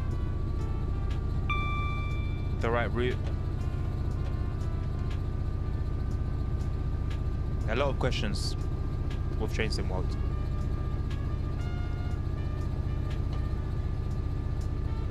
How much am I holding this train back, by the way? Because I know that there's a train behind me that's due here. Oh no, until 10:25. We're good then. We're good. Where is it? There. I know there was a train behind me. Oh, it's here. It was being held back that whole time. Oh my god. That was there for a while. Hopefully they take feedback from the play server they did. They say they do, Nabil, but previous experiences suggest it kind of puts a question over that, whether that's really something that is done or not. I don't know. But we can only hope they apply that feedback. It seems like they pick and choose what feedback to take seriously and what feedback to completely ignore.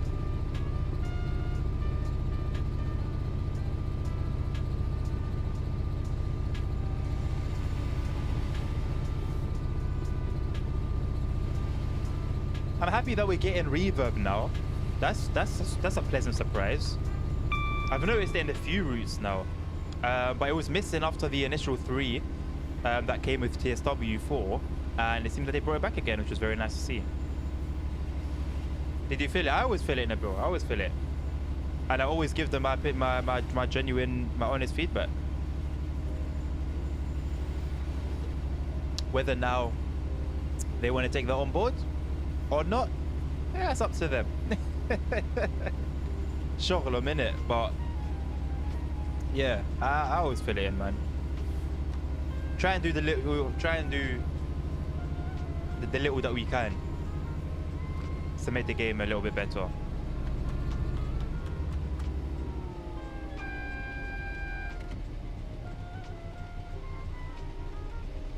What do you think about the subscription model they mentioned?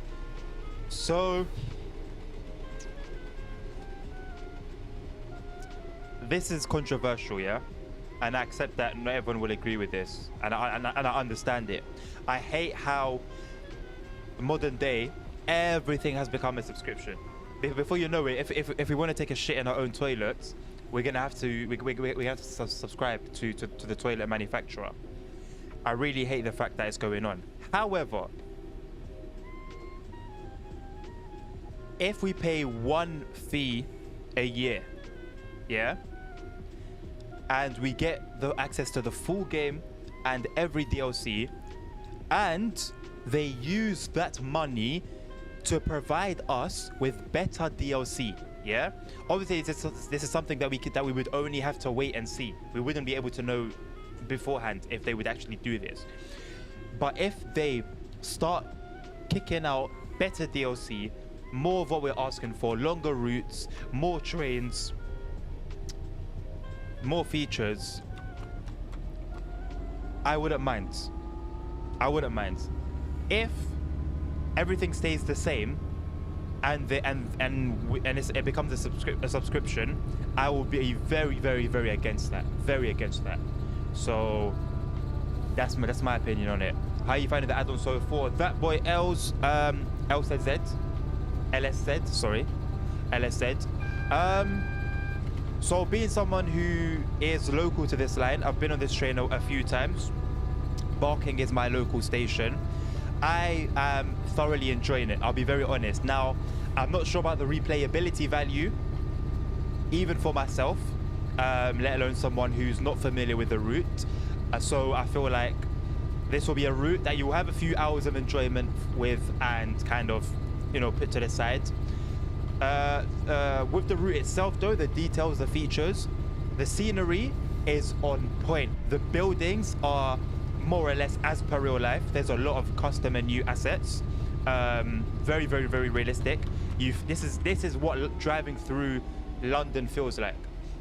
This is what sitting on this train and riding this line feels like. They've got everything bang on. The train itself, very, very good, although the brakes are questionable.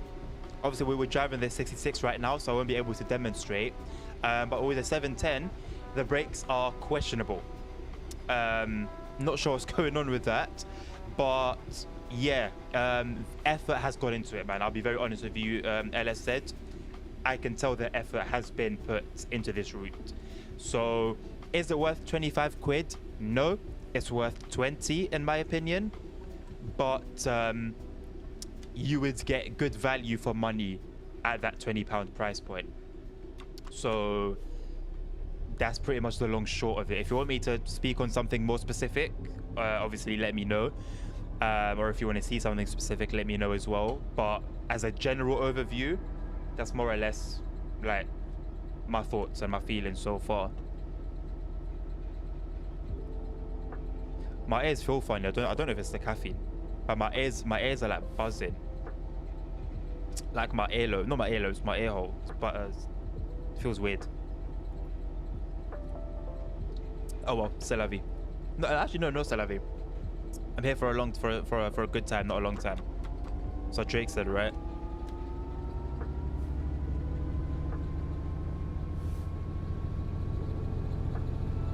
I haven't got that set yet, Nabil.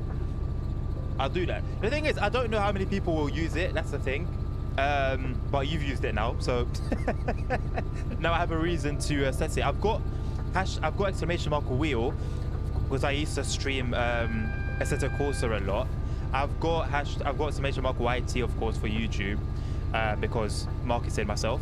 I haven't got a setup one though. Nah, not yet. I know you mentioned it previously, haven't you? But I haven't got it just yet though. So that's something I need to make a note of. Remind me, please, if I don't remember myself, which I probably won't. I think you guys know me well enough now. So yeah. Like I said, I just don't think people would be will care much. I guess maybe they will. Is the PC you had in your PC building video the same? Yeah, same one. No. I've now got a Ryzen 7 5800X 3D, which I didn't have. I'm now water cooling, which I didn't do in that video. It was air cooled. I think that's it. And I've got a different motherboard because my power supply fried my old one. So yeah, a few things have changed. Spot and review, to be honest. Appreciate it, my bro. Thank you. Try to be concise. I've learned from my errors. I still pay the price for that sin. To this day for one of my old videos. It was a tutorial and I just spoke. Man, I was yapping. Like, I was just yapping. And I still get comments to this day on that tutorial. It's my most watched video, so it's like, it's kind of bittersweet. But I still get people saying, bro, you're talking way too much. What's my favorite add-on so far? Jesus, what's my favorite add-on so far? Damn.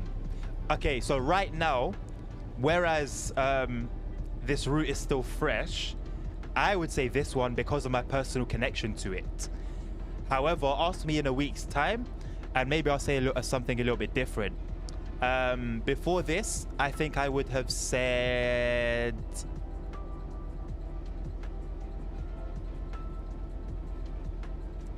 I don't think... it's very difficult for me to name one.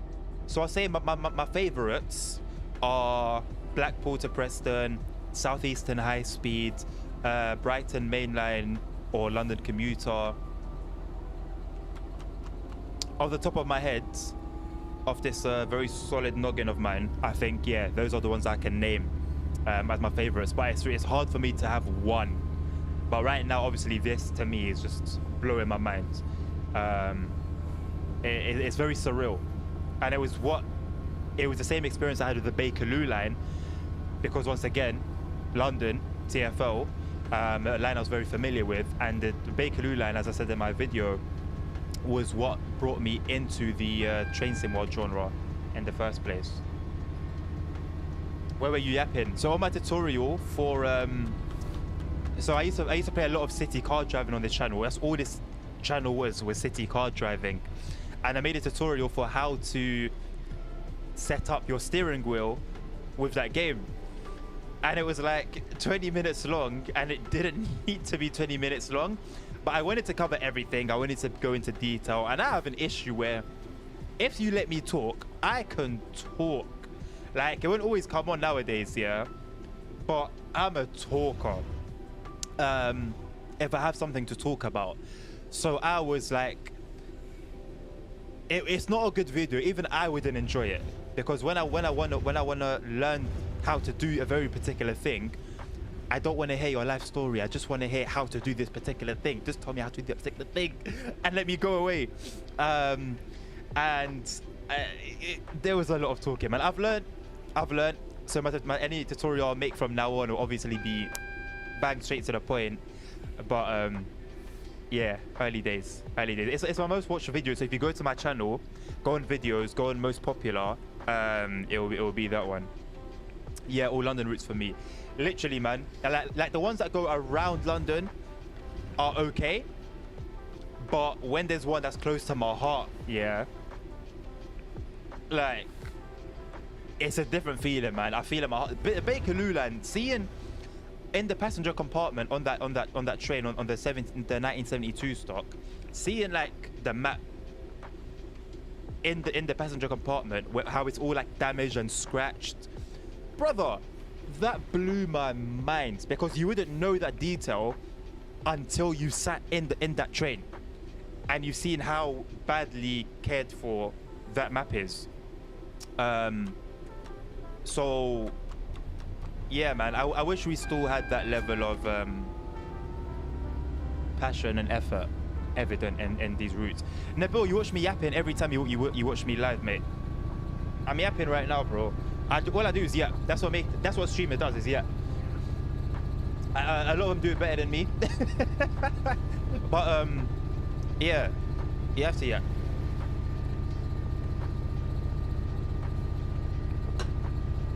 My issue is sometimes finding something to yap about. But when I do, yeah, good luck to you, man. You're gonna have to physically come and stop me.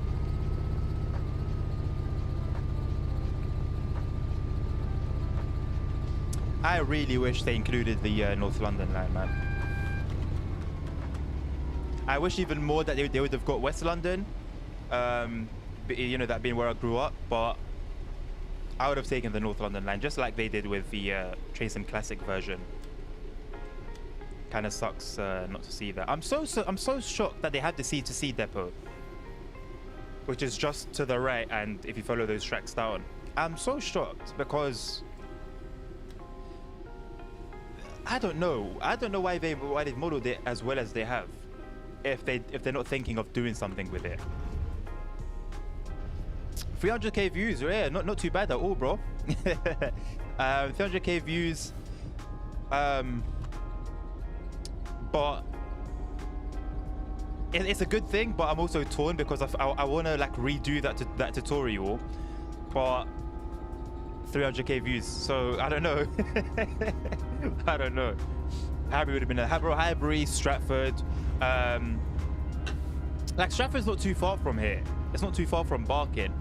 So, you know, would have made quite a bit of sense. And then with the West, if it was West London, that goes through. Well, that terminates at Clapham Junction, which we've already got in game, which we've already got trains running through.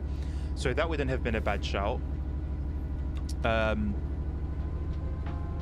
Yeah, there were options, man. I really feel like there were options, but like I said, I feel like now the door's been opened, so it's potentially maybe a matter of time, fingers crossed. But then we know that Dovetail will.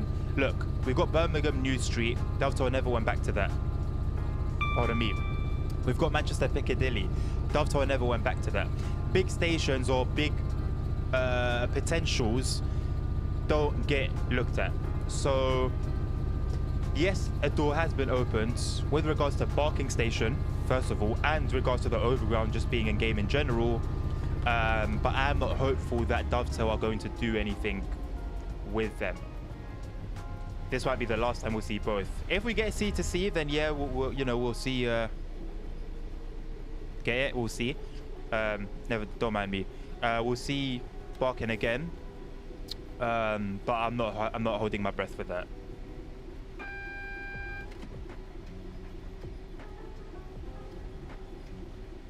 Like, it would have been nice to have a fully working 378. I do like the 378 in Trace Classic. It's just that there's no running sounds once you go off the throttle. It's completely dead, completely silent, and I cannot drive like that, man. I've tried, but I couldn't do it. I think I ran that line once, and I was like, yeah, I can't do this, man. And then I just drove the Goblin.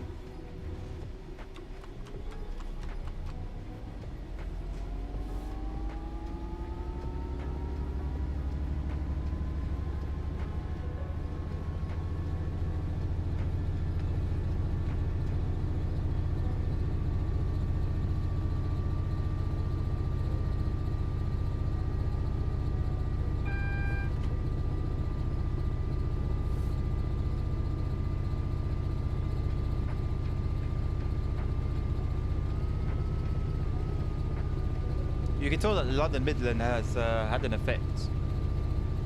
These signals are a lot better out of the box nowadays. I love the 313, to be fair. The 313 was nice.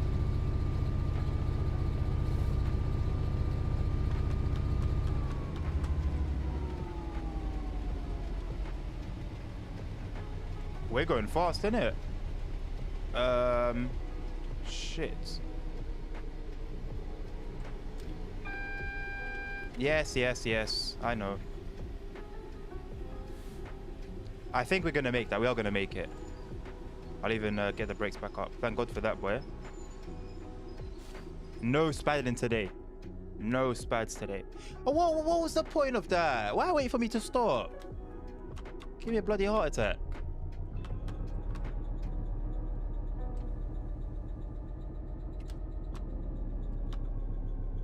Wait, what? Why did that gauge go? Okay. Way too much yapping about why people should use a wheel. Thank you. Thank you. thank you, LSZ, for the follow. Yeah, I'm a man of honesty, man. I respect honesty. If you lie to me, I won't respect you. But yeah, like I said, I do want to make a new one, but bro, 300k views though. The 300k views looks real juicy. I won't lie. So I feel like it's tough because the yapping low key increases like watch time, right? So from a logical sense, people better just have faith that the next time I do a tutorial, it will be better. But they've got what they've got, and they'll be content with that. They will be content with that. So that's it. look, they're learning from Just Trains. Look, we actually have stuff by default. Look at this. This is real line side clutter. Oh my god, shock. I need to do like a thumbnail face right now. Like, we never believe this, and then like just like cover this with like black in the thumbnail, so you can't tell what it is.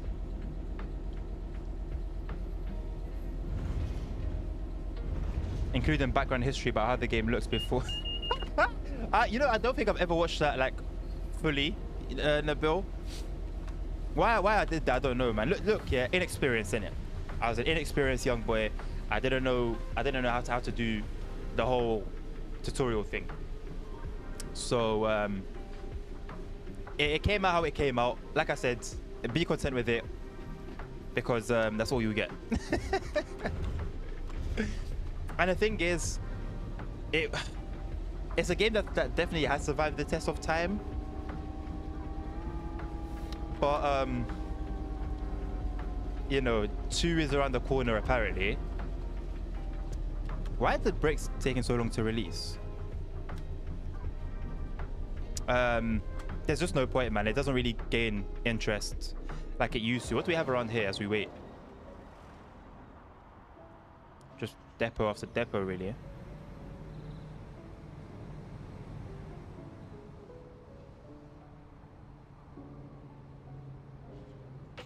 Dual carriageway. I don't remember what A that is, but it's an A something. Oh, we're moving. Hello. My PC specifications, LSZ, are a Ryzen 7 5800X 3D for the processor, a Lian Li. Jesus Christ. What's the 3-fan cooler? Oh my god, I've fallen off. I fell off, you know. Hold on. Oh, my boxes are all over the place. It's a water cooler with the it's got 3 fans. It's a 300mm, isn't it? 300mm radiator. 32 gigabytes of RAM, RTX 3080 Ti, NVMe hard drive, a ROG Strix motherboard. I don't remember what one. X something 70. I forgot, X570, and a shit case.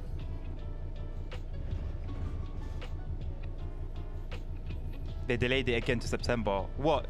City car driving 2? How do you know? Hold on. How do you know about? Why do you know about city car driving? I didn't know you knew about that. Are there any routes you think you've mastered and then have to use the HUD for? Hell no. Hell no. The thing is, yeah, Ella said, say like I gave certain routes time, but that's what it comes down to at the end, innit? Comes down to time. Enough time on one route and enough time with one train, so that you learn where stations are and where speed changes happen, where signals are located, and you learn the capabilities of the train. I haven't spent enough time on one route or with one train to learn to use to go HUDless, basically, which I'm a little ashamed about, but it is what it is. Yeah,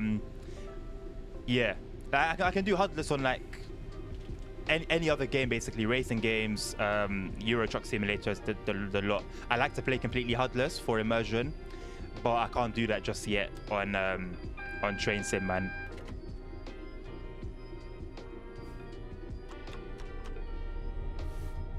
I played it myself, and I've been following the dev diaries. Yeah, 2.0. Oh, for real? I used to be in the beta team for the first AE car driving, and then I started playing it, and then I left, and I never came back. So I do wonder if I would have had access to number 2, but I don't know if they've released any beta versions of it. But for example, to master that on German routes, you need to have Ebula at least, for example. Yeah. That's the thing as well. So you also only have what you have.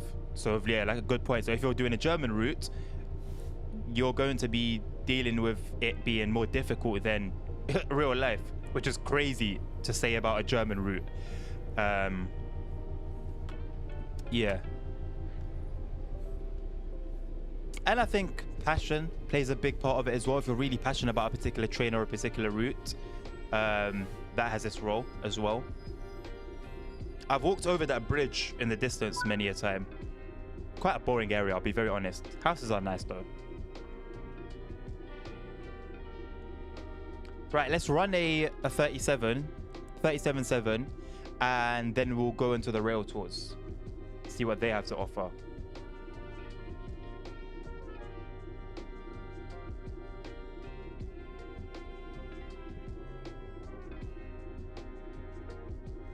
In Zusi, for example, you don't have the HUD at all, but you got all the material. Yeah, but boy, Zusi is hardcore as hell. Zusi is hardcore, man. But like you said, everything's there as it would be for a real train driver. So, like, it's like you almost have a HUD with an Ebula. You almost have a HUD. Tells you the speed changes very accurately. Pardon me. Would love God mode right now to skip past this waiting period, but can only play with the cars we've been dealt. Southeastern, I've somewhat mastered that, I believe. That's a big route to master, to be honest. So even if you're unsure about it, the fact that you're at that stage, right,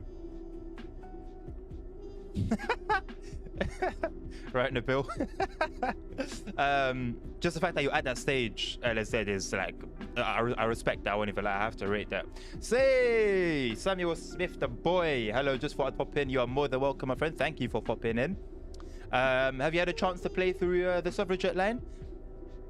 I did see you streaming.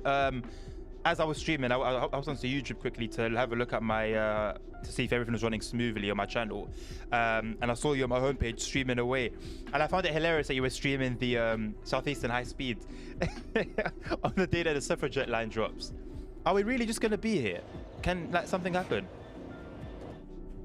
Would really appreciate that. No, I'm gonna wait for a discount. That's literally been my advice to people, Samuel. Wait for a 25. Wait until it gets down to 20 quid. It's amazing, man. In terms of what I know the route to be, it's amazing. You really do feel like it feels as per reality. Obviously, you've got the limitation of no variety on your runs and A to B and B to A. But that's what Dovetail decided to go with, and that's what it's like in real life. But the modeling, the buildings, the foliage, absolutely spot on. Like the building models themselves, absolutely spot on, man. I'm actually very pleasantly surprised at what they've done with this. No, not the whole thing, just Victoria to Sutton, there and back, something like. Yeah, no, fair enough. Yo, bro, please don't do this to me, man. We've spent what, 40 minutes here? this is why God mode, yeah, it's more than just like fun. God mode is actually useful. So here we are. The route should have ended. The run should have ended, and nothing's happening. So yeah, consider where your 25 quid is going to. I'll give it like a minute more, and we'll see. Oh bollocks. Bro, even that LSZ, even just a little portion of it, bro, I can't do any portion of any route huddlers. Let's put it like that. Let's put it like that. So I rate it nonetheless. I might also create non-commentary gameplay videos with different games. I still need to think about a real concept. That's the thing, the build, man. It's just getting the idea. Once you've got the idea, you can put pen to paper to, you know, using that as a figure of speech. But well, the schedule says 10:37, Samuel.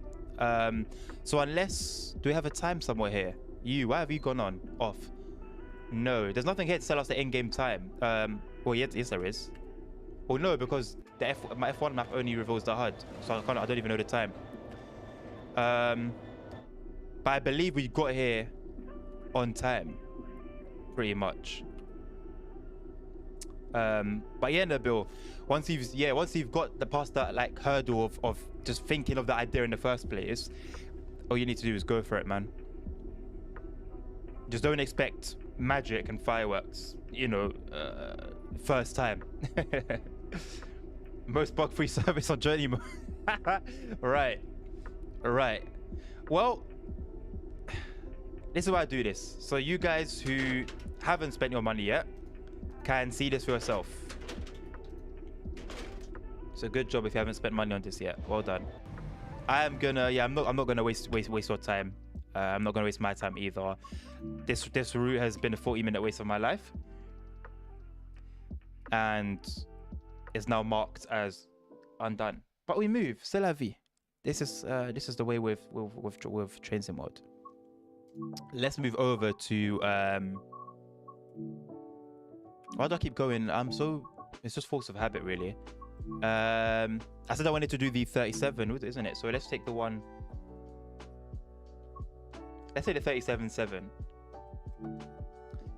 We've got two services. Well, they're both the same, just back and forth. Let's do Wembley to let's do Ripple Lane to Wembley because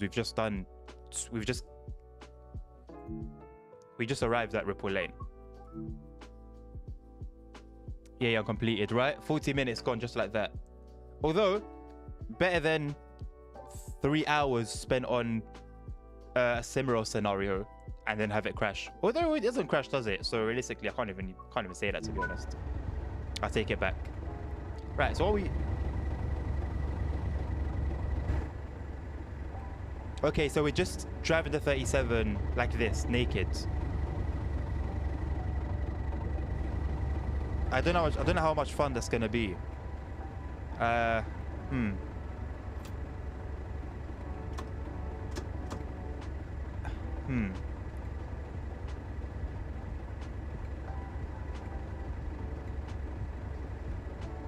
Where's all our controls?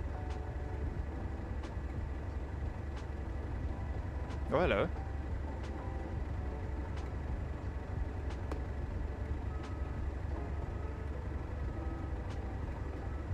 Over there, I guess. I haven't driven this in a while.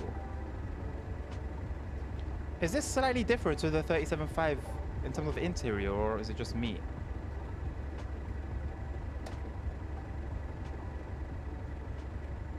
Ah, right, we have everything here, right? The British Railway. I turned that on, right? Or off? On.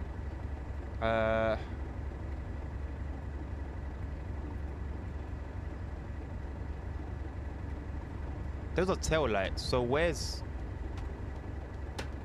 Oh, right, they're right there. Oh, that's similar to the Class 47 then, isn't it? All right, Samuel, my friend, thank you for stopping by, mate. Have a good one. Have a good evening. I wanted to be focused on TikTok too because our algorithm there can be way better. It can be when you're consistent, I think. So from what I found, there was a day when I uploaded 5 videos to TikTok, was just one after the other, and 4 of them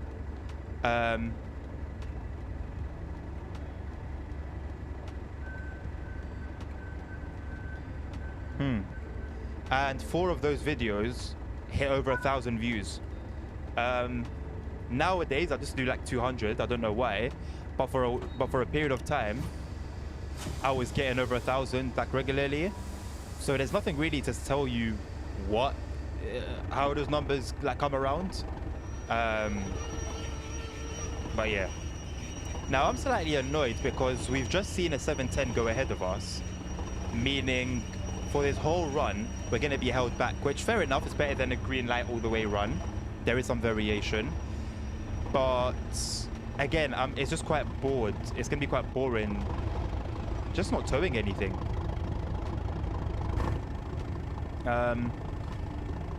I'll see how long this will last, but I think I would much prefer to jump over onto a rail tour, if I'm being totally honest. What do we think? Should we go straight to a rail tour, or shall we stick this one out?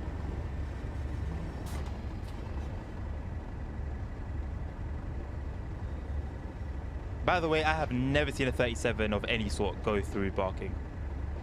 I've never seen anything but a 66, a 710, and the C2C and underground offerings. Why does this loco sound like a fasting machine?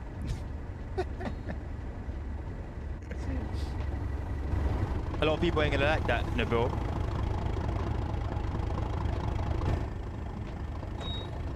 I do hear you though. I wonder how accurate it is to the real thing. I've never heard any of these in reality.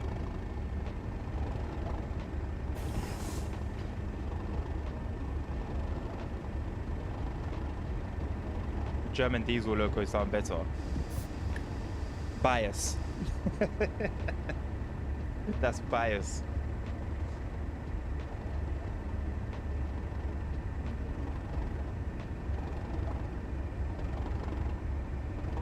I want to do a rail tour. Sorry, I know no one's really answered me, but I want to do a rail tour because I feel like I don't know, this is a bit of a drag really. So, hey, is it just me, or did Dovetail make it seem like the 1938 was going to be part of the... Why do I keep doing this? Part of the, like, timetable?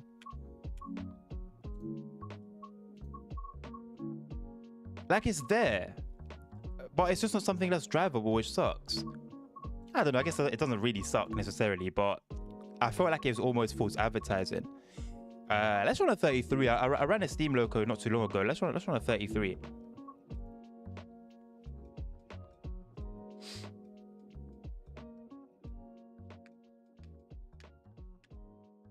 Spice it up a little bit.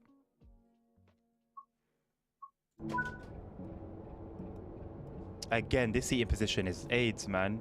I wish I could just sit just a little bit back. Oh, well, I think I'm sitting in the right place, obviously, but you know what I mean. The I wish FOV was a bit better. Where do I stick the master key?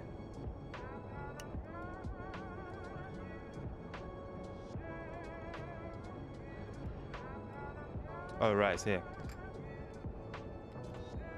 No, let's not do that right now. Put that forward. Let's make sure. Okay, what have we got? Turn that on. Oh, I like the little red tinge.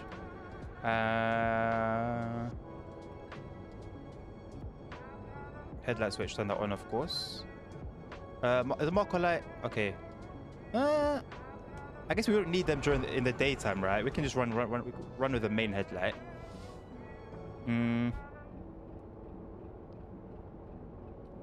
All right, where are our safety systems? Up there? No. We should have at least AWS, right?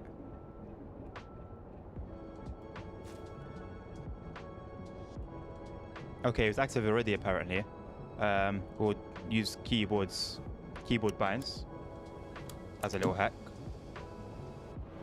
I'm so happy I finally fixed that issue where the windscreen was a bit buggy. Oh, we've got another one here. How about that?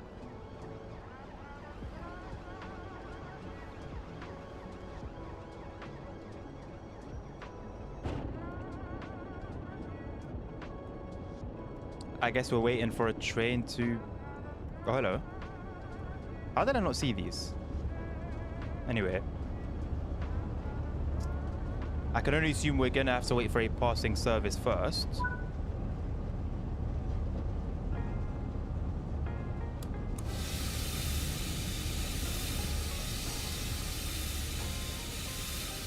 Yep.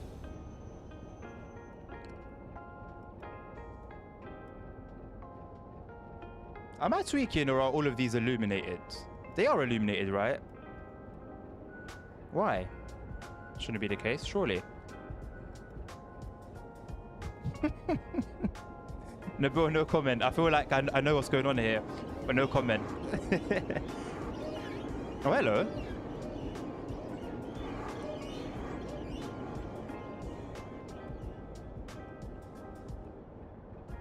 I didn't expect that. I expected anything but that. Blood and custard hold by 66s. Interesting.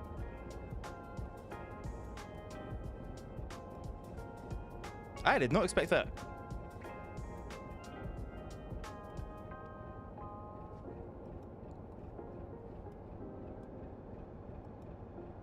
It's not stopped, surely, right? No, just moving, but very slowly. Alright, so fingers crossed it'll be our turn soon.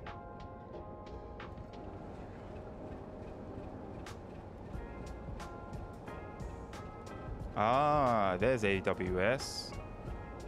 Destination. Oh, let's... Oh. Should be able to change destinations. Yeah. Alright, it's just letters, a bunch of letters and numbers that I have no idea what any of it means.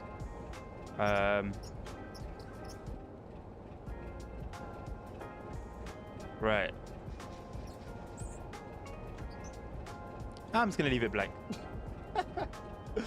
Rail tour after rail tour. That's what I got to hear. That's what I got to hear the weekend. That's what I got to hear the weekend driving the 700.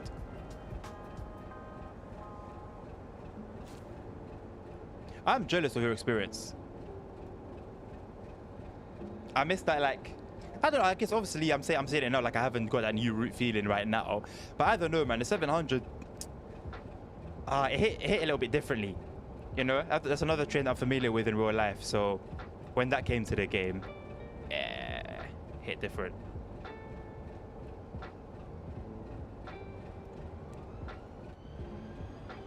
All right, we've got another just a 66 going by. This is very odd. What sort of day is this? I haven't seen a single 710 go by. We've had a 66 rail tour and we've had a single 66 run through it. Are you telling me that train couldn't have... Why has it got a back of train? Hold on a second. Why has it got an end of train? Why hasn't it just got tail lights instead? Am I tweaking?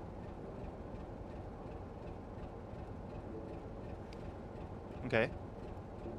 Anywho, yeah, so we were going straight to non-stop to Barking. So am I gonna wait for something goofy to come through again, or are we gonna finally get moving?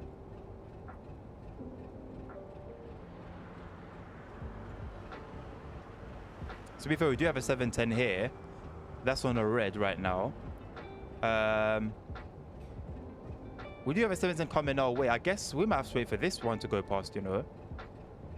It shouldn't be in too long. I mean, it still has to stop at a station. But... Man, look. I don't mind having to wait like this for a particular reason. It was nice seeing that rail tour go past, yeah? But I think this is a little bit excessive. I don't see a point in starting, you know, starting a run with a 15-minute wait or with a 20-minute wait.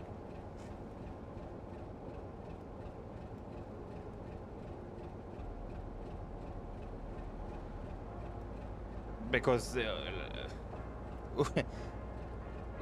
we're just here. We're literally just here, and that's it.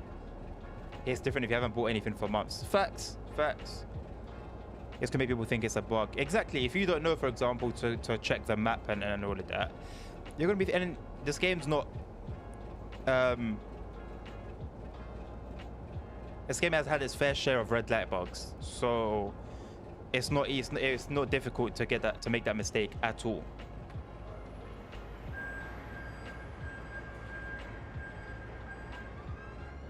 This train now has a green, although it's a straight a red after. So I wonder whether we're gonna have to wait for that either. Now it's not a bug. The 710 is literally right there. I could try talking to the signaler again, but yeah, it's a very specific stop. And so while it's at the station, or while it was even on its way to the station, I think that was plenty of time for us to move on. The dispatcher didn't think so. Exactly. Yeah, exactly. Plenty of time between that 66 going past and this 710 coming towards us. It's just these little niggles, man, that kind of just ruin it for me, man. I think we've got a freight. It's either a freight or what is this? I wonder if we will catch it in time. It could just be a freight service. But I wonder if it's something else.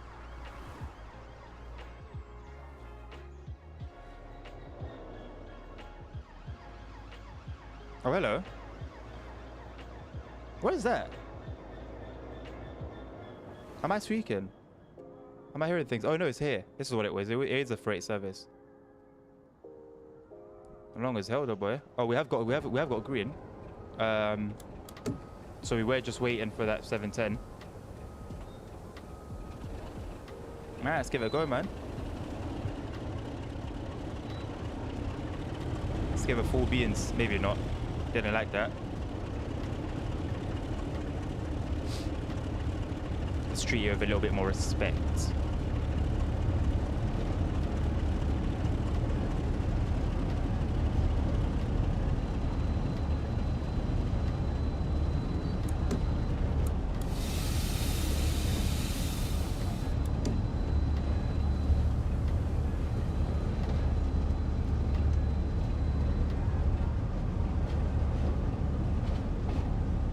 There was also a 387 or a 378, sorry, in the promo material. Where does that appear?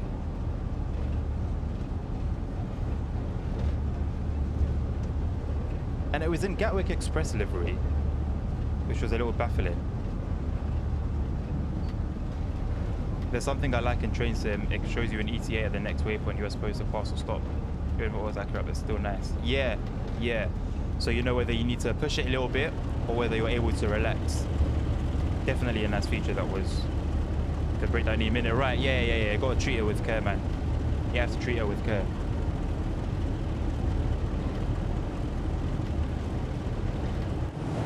I feel like it's a little bit quiet. I know I'm not giving it everything, but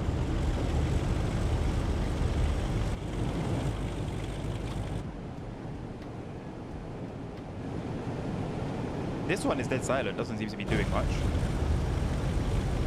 It's not much of a helper. I guess it's just to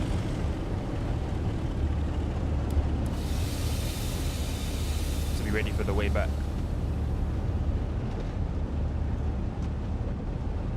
I don't know if it's just me, but the windscreen looks a little bit off. It almost just looks like a filter, like a blue filter. Hold on, me.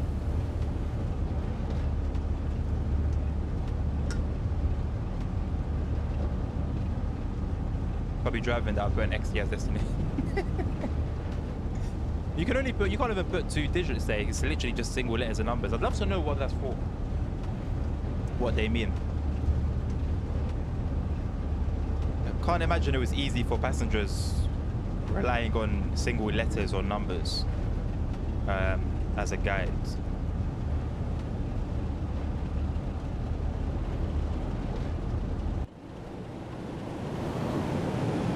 Okay, that looked like it was off. Can you do?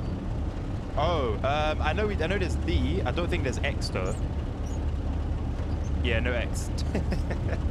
Soz. We can make it a color though. Make it orange, I guess, because overgrounds. Why not? I don't know why all these lights, 3 lights down here, engine, wheel slip and faults are on, because the engine is fine, I believe.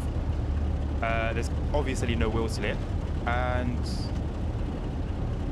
there doesn't seem to be a fault that I can notice. So it went to, so it was A to Z. Oh, no. The back wheel ain't dragging, is it? No. I used to have that happen on German freight trains. Yeah, definitely not feeling this windscreen too much. I know this isn't quite an old release, but still, could do with a little touch up.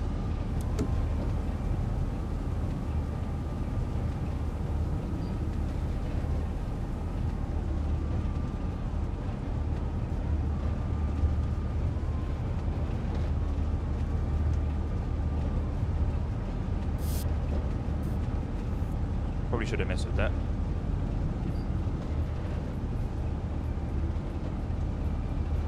I feel like this is enough of a gradient to be gaining speed without throttle, but clearly I was wrong.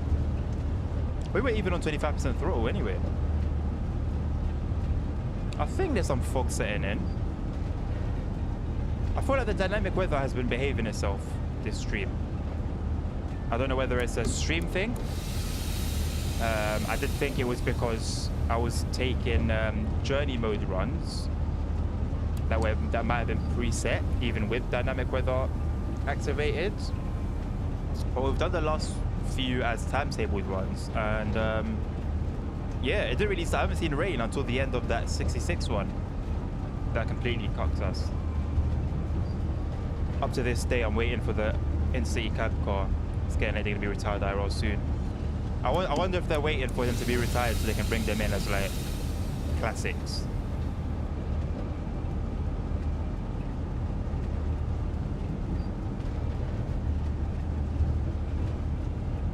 I know those have been quite highly requested as well.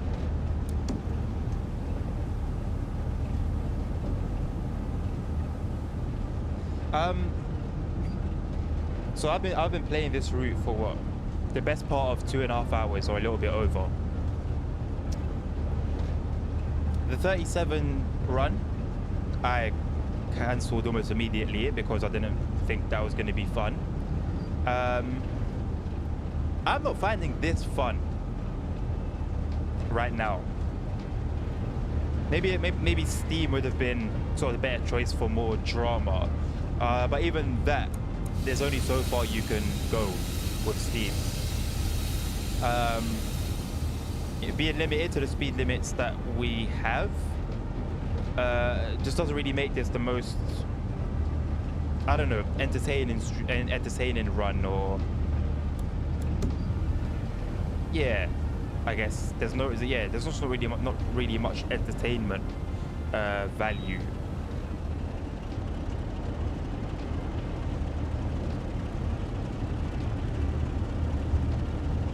The 66 runs are okay.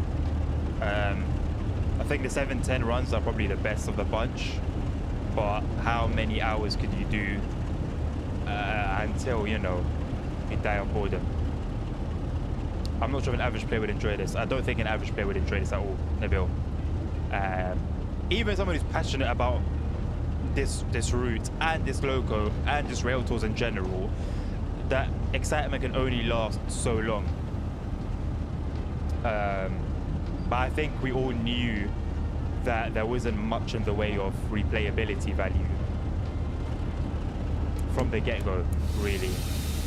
That was something I think everyone touched on. Everyone that made content on this. And so it's like looking at the HUD, cool. We go into 45 territory, and then we're not going to reach 40 or even 35 possibly before we force back down to 20. We'll go as fast as we can, manage, but yeah. Also just realized this interior is very low quality. I don't know how well it shows on stream, but these, I guess, rivets or whatever they are completely blurry. So is all the detail here. There's no detail here at all. This wasn't released by Rivet, was it? It's very blurry. Like, I'm playing at 4K. Again, I don't know how it's coming up on stream. If I run this at 4K, they really stand out. This is all very low quality. These scratches here, very, very, very low quality. I have driven this loco really well in terms of... I haven't really had a chance to drive it much, basically. And so I haven't had a chance to notice these things, but golly gosh. You can tell on stream too. Good. DTG release. Ugh, that's a shame. And back down to 20 miles an hour. This next 45 looks like it might last a while.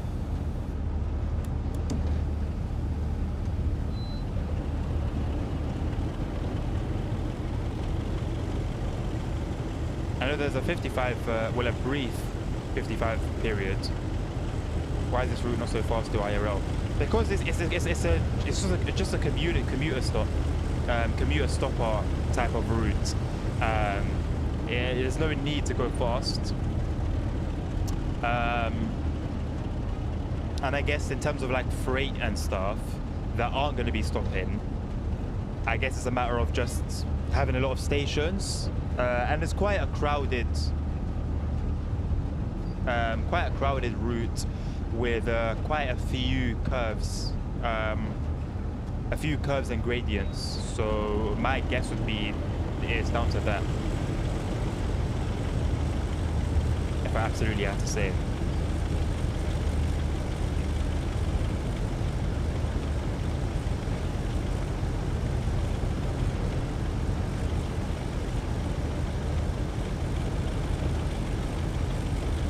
So full throttle. She's trying her best. She's trying her best. I enjoy type of routes like Dresden and so yeah, me too. I think those are my my favorite types, in all honesty. I do like the Southeastern high speed though.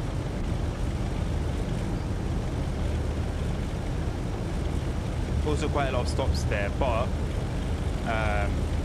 you do get to stretch the legs quite a fair bit.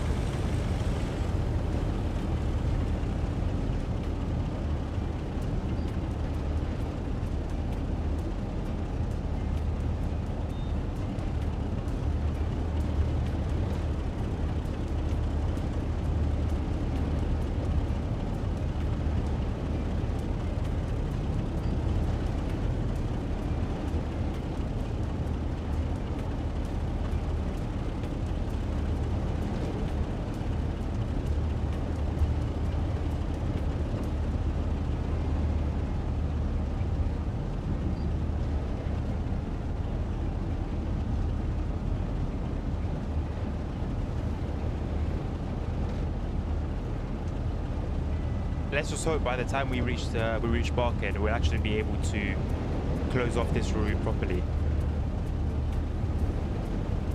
Mix of all basically a nice variety, not only A to B. It would be nice if we get an extension to Leipzig, like in Train Sim. It would be really nice if we get that extension, man. Really, really nice. Not holding my breath though. But yeah, that's what makes the route, man. The variety and the branches. That's what makes that route. There's always a lot going on. I like when you're coming out of one of the branches and the one that goes off to the right, and you're just waiting at yellow just for, oh no, you're waiting, you know, at reds, and just seeing trains go past every which way. Shame they didn't add Leipzig and Rapid Transit. How far away was it? How far away is Leipzig from where Rapid Transit ends? Yeah, obviously Leipzig, Hauptbahnhof. Like it wasn't too far, right? I feel like they could have probably done it.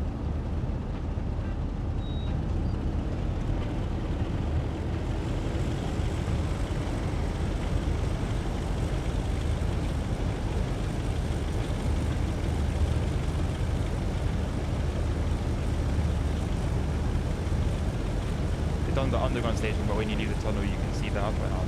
Or would see it. Okay. So they could have done it then realistically, and then had it there in the game to build off it. But then they wouldn't have built off it though, isn't it? Why does... Oh, okay, the minimum application of throttle was 25%. That was bugging me out. Yeah, like I said before, we've seen what they've done with New Street, Manchester Piccadilly, the like, and we are going to see it with Barking. And they're not gonna, they don't utilize these big stations. I'm surprised they utilized Dresden as they did.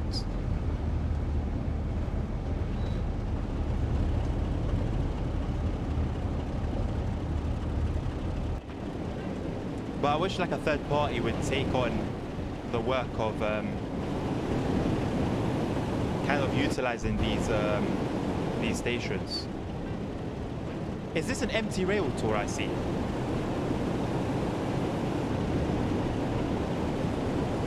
It is. This is... oh, okay. What can I say?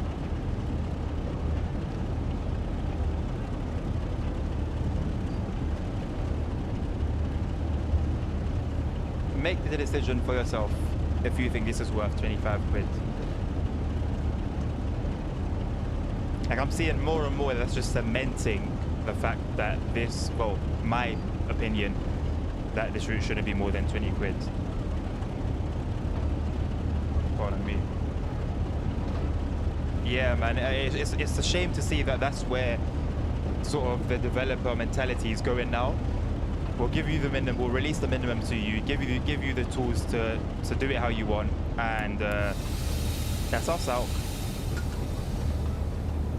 That's what they're doing in the bus. That's what they're doing in the bus. They've released the modding tools, you know, hid it behind a competition, a modding contest, and then that's it. Let the community carry on moving the game forwards.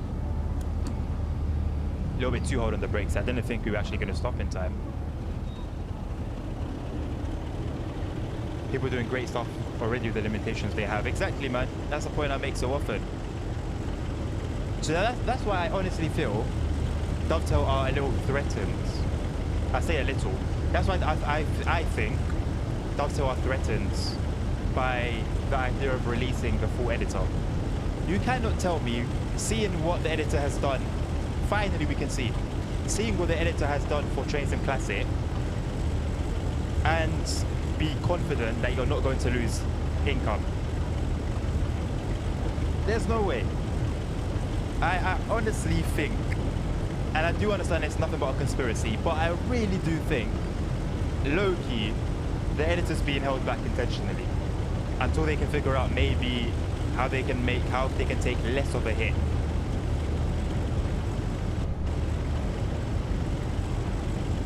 I know, right, Neville?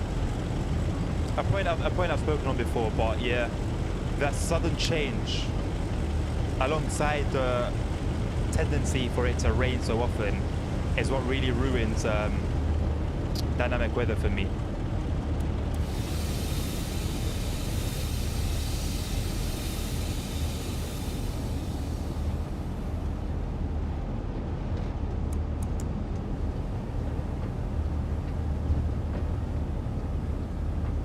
Like, I appreciate the idea of dynamic weather. Don't really appreciate the execution of it though. And they've had time to change it, man. They've had so long to change it. Brick Briz, welcome to the stream, my friend. Can you switch to some kind of passenger mode while on the train, or do you have to operate the train the whole time? No, Train Sim World does offer you the possibility to be a passenger. I will demonstrate that for you now, actually.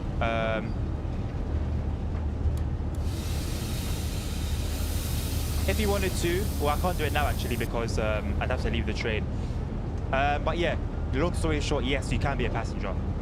There's no sort of like, there's no career mode to it.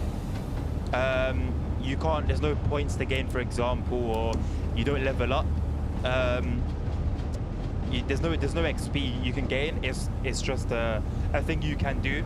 But yes, it's possible to walk around, explore the stations, explore the scenery, and of course, explore the trains from a passenger perspective. Yeah, definitely, man.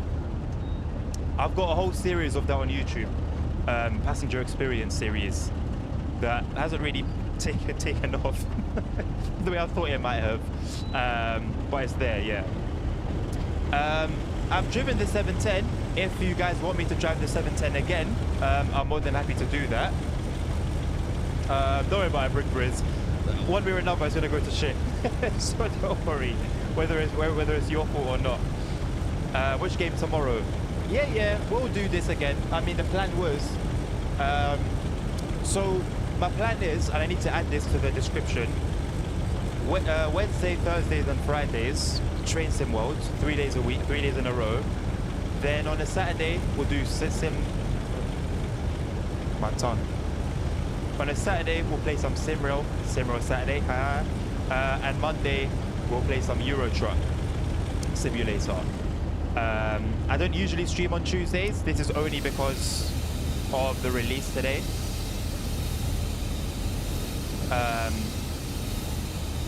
So yeah. Alright, cool. I'll drive the 710 once we reach Barking. Or if we spad at this red light, which is quite a possibility. No, we're good. I knew it was good the whole time. Just kidding. Yeah, we'll get back in the 710 for another run. Another pot. What could we be waiting for here? Let's have a little gander. I know we could just open the number 9 map, but I want to see for myself because I don't know what could be stopping us there. No. I don't want to see a yellow now. It's too late for a yellow. It could be the 66. Okay. How have we caught up to it though? Why have we caught up to it? That's interesting. Anyway, I'll accept it. I'll let that one slide. I'm trying to do a mod list that you can access via links, so it's easy to make changes. Yeah, I guess let's start with it kind of being simple. Some basic ones, and then I guess, yeah, we'll see what will be easy for people to install if they want to join in and go from there. I need to revisit that myself before next week. I need to find some time to just sort it and have it ready, really. I don't want to be rushing on the day before the stream running around.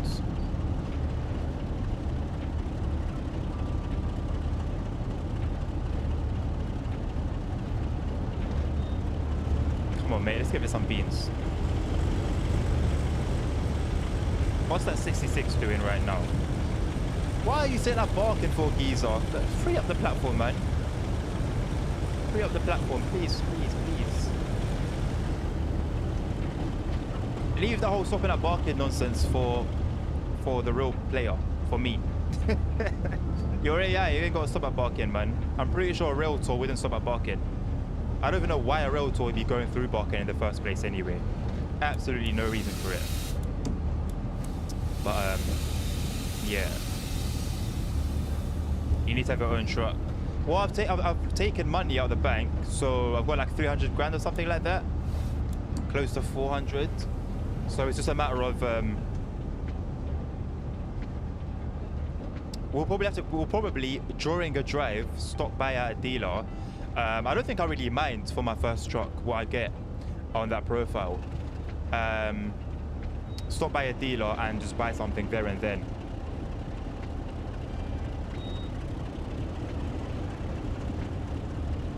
I hope it's a Mercedes-Benz dealer, man. I really do want to drive the old style Actros. Just to show off to you guys once again, we do have the C2C West Ham depot. Is it West Ham depot? I don't know if it's a West Ham depot, but it's a depot nonetheless. West Ham is quite a distance away, actually. It's like 20 minutes from here. But we do have the C2C depot, man. This is it. This is it. I wish we could go that little bit extra further. Could be modeled a little bit better, to be honest. But nonetheless, we have it in it. We have it here. So I personally think that's a promising sign. You guys are free to make your own assumptions as to why it's modeled there. as well as it is. I don't think we see it running where we run.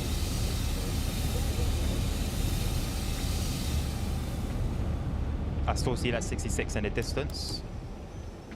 Oh no, that's coming towards us. Hello.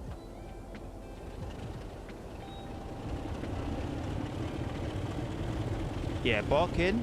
So this is my local station. Incredibly well. It's been done incredibly well. Come on, mate. I believe in you. Do it for me. Do you like that little plaque?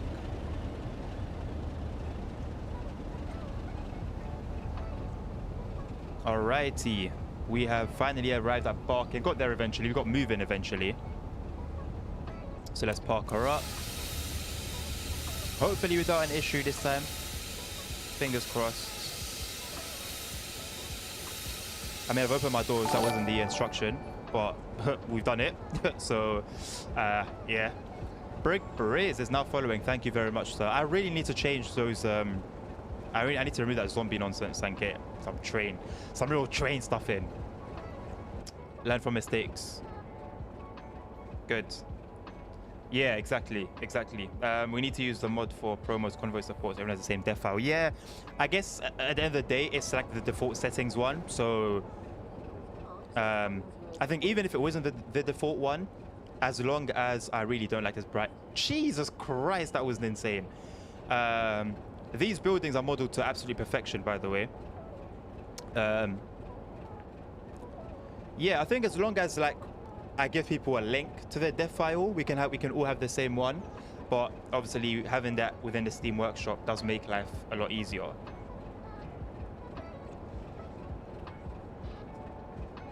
So I guess we'll take a 710 from Barking Riverside as we're like on the Barking end, and we'll take it back up to Gospel Oak.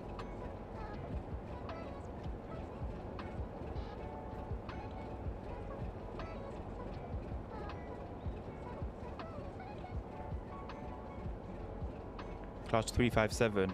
Oop. That's the C2C train.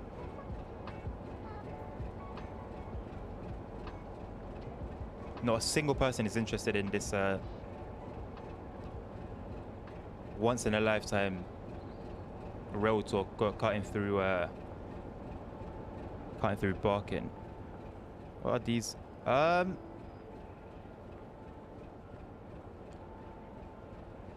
Is this the underground one? These shouldn't be here.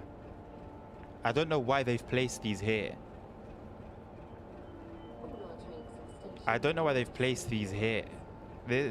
No.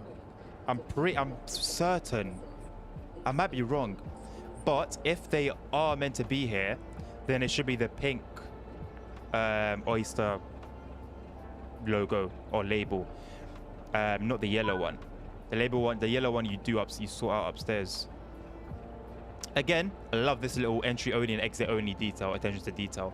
Never seen it before. I've never seen it at any other station except Barking.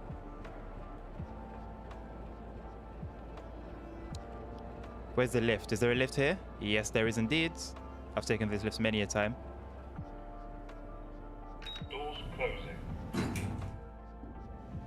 Oh. Hello. Doors. Oh. Hello.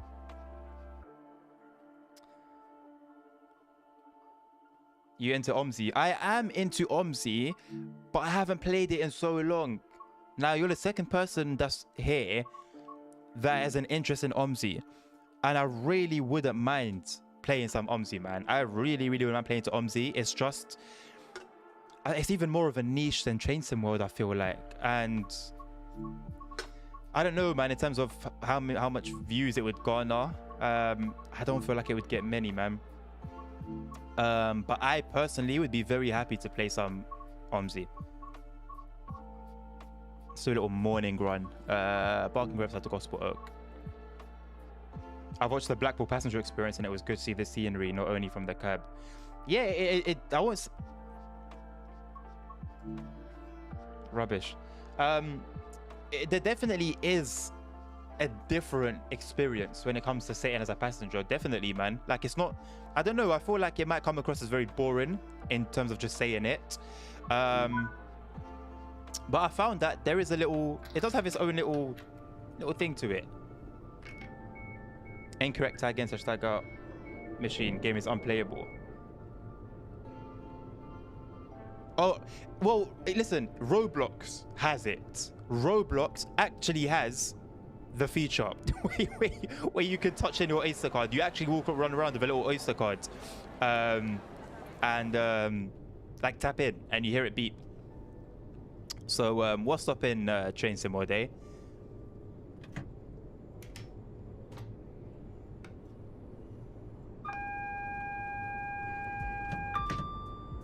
TPWS and AWS operational. SCR has announcements, so does British Rail. There's ability to play as a guard. Listen, let's not get into how good Roblox has done their thing, man, because I'm not gonna make any comparisons. How did you manage to make this time? I just didn't go to work because of like what I do. It's up to me when I work. Like I make my own hours, so I just didn't work today.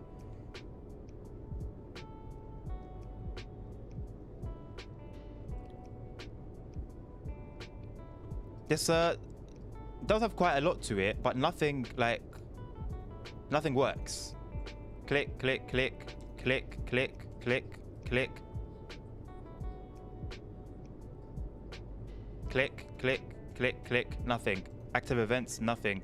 Station panel, nothing. Control panel, nothing. Back to the main menu. Defect log, nothing. DO menu, nothing. Saloon. Obviously, there's no CCTV, so they're not going to do anything. Basically, nothing really works. Even the arrow just to see other options doesn't work. So, skip station doesn't work. Station panel works. Open doors doesn't work. Clear train doesn't work. Yeah, open doors doesn't work. The doors are closed and I'm not opening them. So how about we just go back to the DMI screen? No? Okay. Okay, whatever. Anyway. So yeah, 50% throttle apparently is the correct way to do it up until 5 miles an hour. And then beyond 5 miles an hour is as you wish.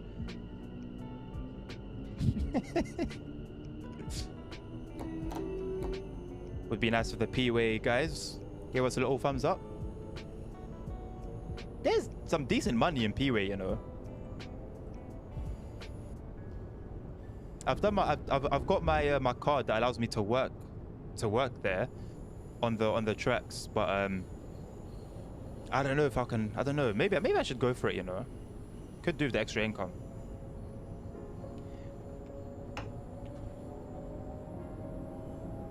The barrenness of Barking Riverside. They would show you IRL to let you know they've acknowledged you. Yeah. You're meant to. So as a worker on the track, when you see a train, you're meant to raise your hand to let the train driver know that that he's been seen, and in response, the train driver was meant to sound his horn to let you know that he's seen you. But we barely have dynamic anything in the game, so it's no surprise that the workers are just static. Like they'll do a bit of this and that's about it. Kind of disappointing. What route did I drive recently? I don't know what route I drove on recently, but the Great Western Express, the enhancement mod, has made it so that workers on the track actually have their hands up, and it's still not realistic because they just stay like that the whole time. But at least, I don't know, at least there's something in it. Oh, do you work on the rails? I can. I can. I don't actually right now. I work for. Okay, I kind of work for TFL because I'm in. I've signed in all like the documents and everything, but I'm yet to do the training. So once I'm done the training, then I'll be working for TFL. But even if I wanted to work on the engineering side of things, I'm able to do that as well. I just need to find a company, basically. but I do have my cards. I forgot what it's called, Sentinel. I do have my Sentinel card, so legally I can. I remember when they showed off workers as AI standing around in the rush hour routes, like it's a game-changing feature. Well, it was a starting. That's my thing. It's a starting block, right? It's a stepping stone to something better. But even that, in its simplicity in the bill, we didn't see them for a long time. They've only now just started to bring them in again, small. But we didn't see them for a long time. They brought them in once, didn't see them for a very long time, and now they're starting to bring them in again. So imagine if they were consistently bringing them in, maybe we would have seen developments in that. Oh, and that's congrats. Thank you, man. Appreciate that. I studied it at the heart of COVID. So there's a lot of online classes, and like it was okay. Where I studied it, they had like a section of track. It's literally by where they stable the Jubilee line trains on the Stratford end was where I was studying, and they have like a section of rail that we worked on. And let me tell you something, if you don't know, rail is heavy.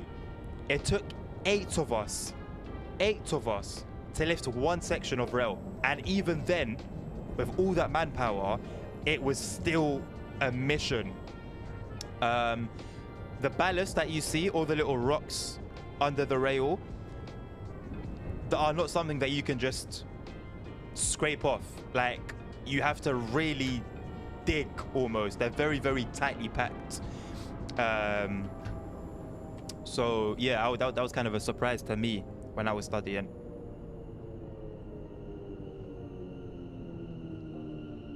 The annoying thing was, right, so I've always wanted to work for TfL, and I was applying for them from like 2017, 2018 times and just not getting in. And after I got my Sentinel card, I joined like an engineering company, a P-Way company. Listen, we didn't get a job for 6 months. There was no work for 6 months. So then I said to myself, you know what? I'm going to get into the TfL, into the London Underground, should I say more specifically, into the London Underground like environment by any means necessary. So I started looking for just jobs that you could work at stations, and I found a cleaning job.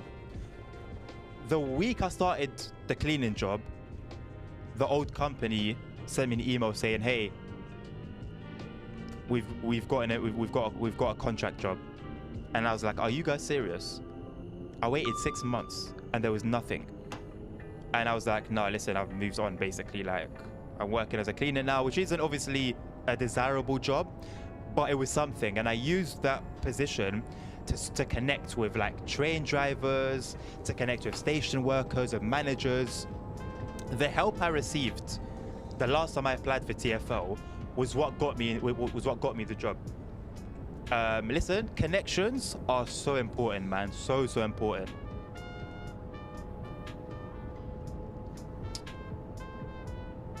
So the job itself is kind of shit, but what I got out of it, like, yeah, you just have to be smart, man. You kind of have to play it smart. Would I drive the 710 IRL? I wouldn't mind. At some point, I'm going to be driving trains. The thing is, with London Underground, it's like what you just need to get your foot in. As for positions available, there are so many, but 95% of them are internal. So you have to be working with TfL already to get those jobs, or to even apply for those jobs. And there are surprisingly a lot of train driving opportunities available. So I'll probably start with like the underground stock, and then maybe branch out to overground. But I don't think I'll be driving trains for too long. I would do it for like a year or 2 years maybe, and then move away from it. How long does it take until you're fully qualified? So from the people that I've spoken to, because I spoke to staff there, as I worked, that the duration of time that I was there, they were like just station staff, and then they done their training and then moved on. It's a good few months of training you do. There's a lot of theory to it, just like a car. There's a lot of theoretical stuff to do, and then you do training. There's a long period of training, like months of training, and then you get to sort of you get tested, and then you can go off on your own. So I would say maybe it could be like a year by the time you're done everything. Sometimes they move pretty slowly with certain things, so it does depend at the end of the day. But yeah, man.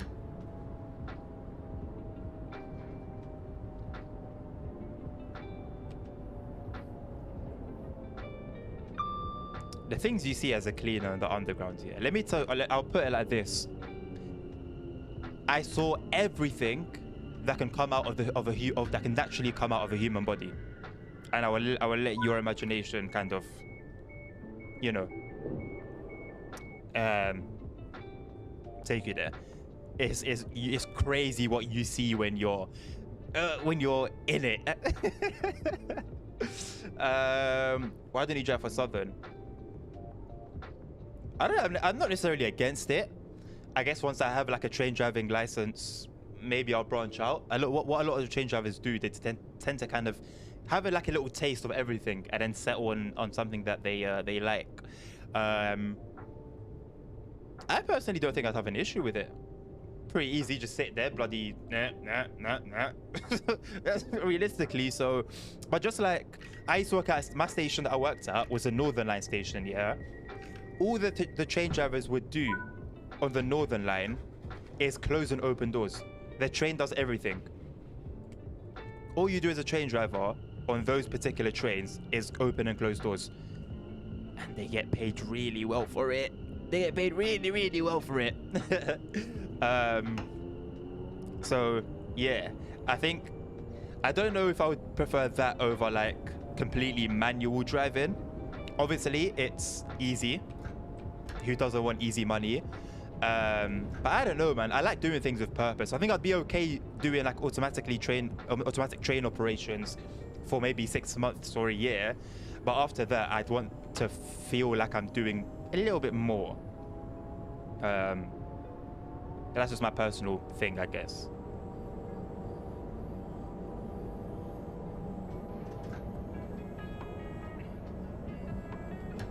I did get to sit in a lot of cabs though. It was fun, I won't lie. Yeah, connections are good. Connections are good.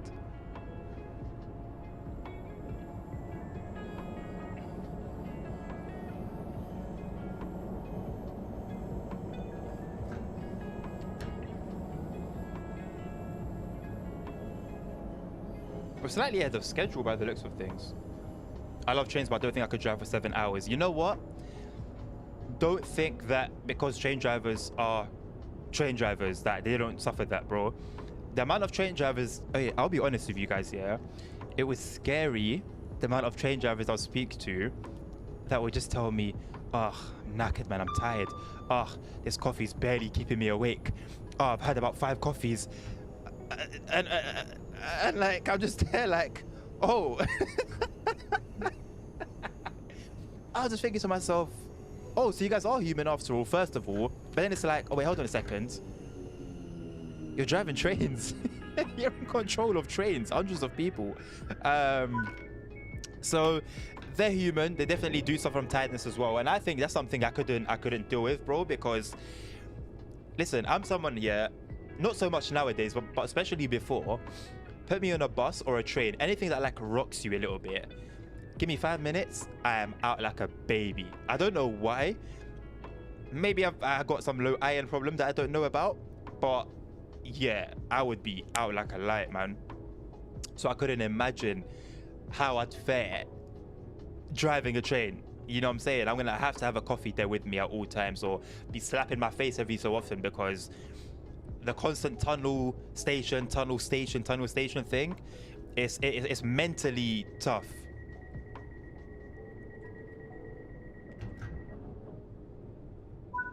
Doors automatically close in there. Do you have good eyesight? Somehow, so when I was going for my Sentinel cards, I didn't, and so I think I have to work with glasses if I work on the tracks. But recently, I've been testing my own eyesight. It's kind of good. I don't know what's happened. I thank God in it because I don't know how my eyesight's become good again. But I now have received sight once again. Yeah. So I think I can say that I do. I think I do. What's your favorite line? In real life?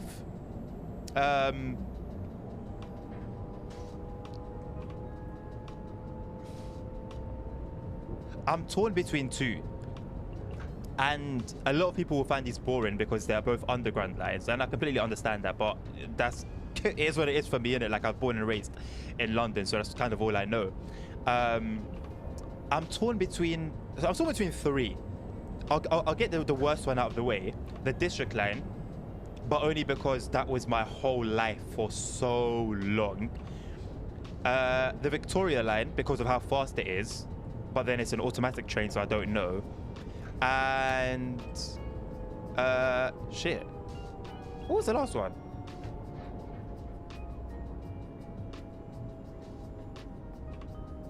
I don't remember what I was gonna say. I've been here for 3 hours. 3.5 hours. I forgot what I was gonna say. You know what? Maybe the district line. Maybe the district line. If it's one like route I really would love to see in Train Sim Mode, if there was only one that we could choose, I would go for, look at that city change in weather. I would go for district line just because of my connection with it. It wouldn't be fun. I'll say that much. It wouldn't be fun. I think the Metropolitan line would be the best underground line to run. But I guess just to see it in game would be pretty cool. We got passengers on tracks, ladies and gents. Look at this. Sensational. Oh, I'm not going to make it. I'm not going to stop in time. Look. Actually, you know what? Not too bad. Not too bad. Let me not say anything.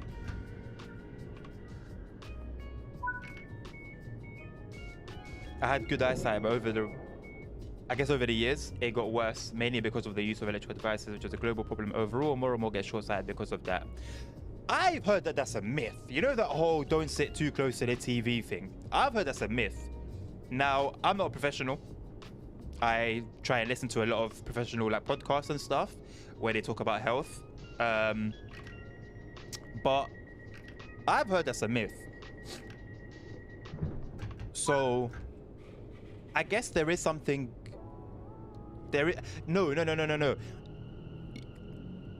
It's fine if you take breaks. You need to take breaks. I forgot what the duration of time is, but after a certain amount of time, you have to take a break, and even that break should be a certain duration of time, and then you can come back for that period of time again, and you'll be fine. If you do it excessively, as we know, too much of anything is bad. If you do it excessively, then yeah, it becomes bad. So breaks are necessary. But then that's like for even just your muscles in general. Your body needs to kind of move around. You can't be sat down for too long and expect to have perfect health. Yeah, not a myth, but you need to take breaks. If you take breaks, you can spend hours and hours overall in front of a screen, and you will be fine. But it's when you do it excessively, it becomes an issue. Probably reminded myself, if anything, of that fact. I think by now I should have taken a break going off that. But yeah, we move.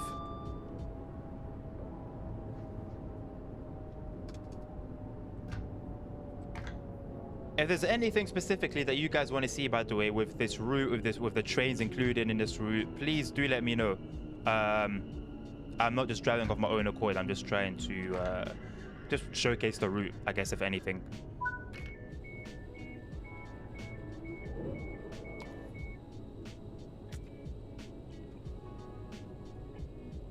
Your eyes are getting tired with all that staring, and also if you look at these kind of displays, your eye tend to blink way less, which is problematic. Get me a source. Get me a study, and I'm cool. A lot of things end up being hearsay with a bit of truth in them, but a bit of exaggeration, and it's almost like Chinese whispers. Once you say something to someone, by the time they then say it to someone else, they've added their own little mix, and so on and so forth. So I like backing certain things up with study. All right, cool. I won't lie, yeah. I listen to like the Diary of a CEO podcast quite a lot, and obviously there's constantly like health experts on there in various different areas of health, and man, that's been so beneficial, so beneficial to me. I highly recommend it to you guys. So much wisdom gets dropped, so much wisdom that you really wouldn't find anywhere else, really, unless you read books, because books do get written by all of these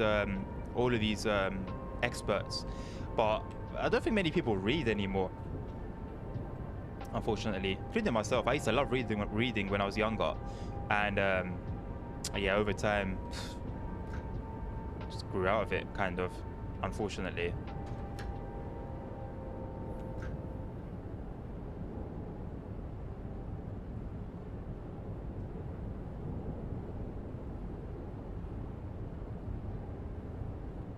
I like the idea that Dad Rail has to do like a game on his streams. I'd love to do something similar, but I don't know how I'd go about it. But it is a good way of keeping the stream like entertaining.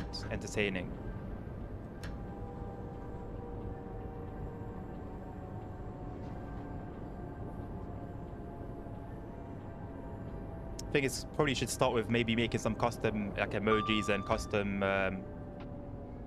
animations for like follows and subscriptions and stuff like that, and then build off that.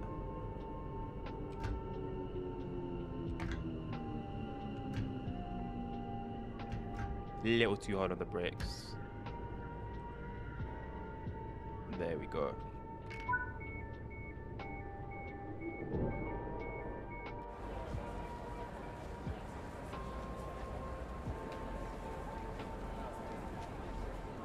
I really do wish they could sort out the 378. And it's a shame as well that there was actually a sound mod for it that just isn't available anymore. That's nice to see, isn't it? Just but where would all this be delivered to? This is a lot of boxes to have like a home delivery, unless like you're running your business.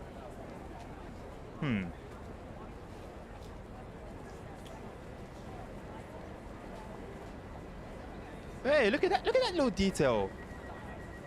I didn't know that was a thing. He's on the Steam page. That's pretty cool.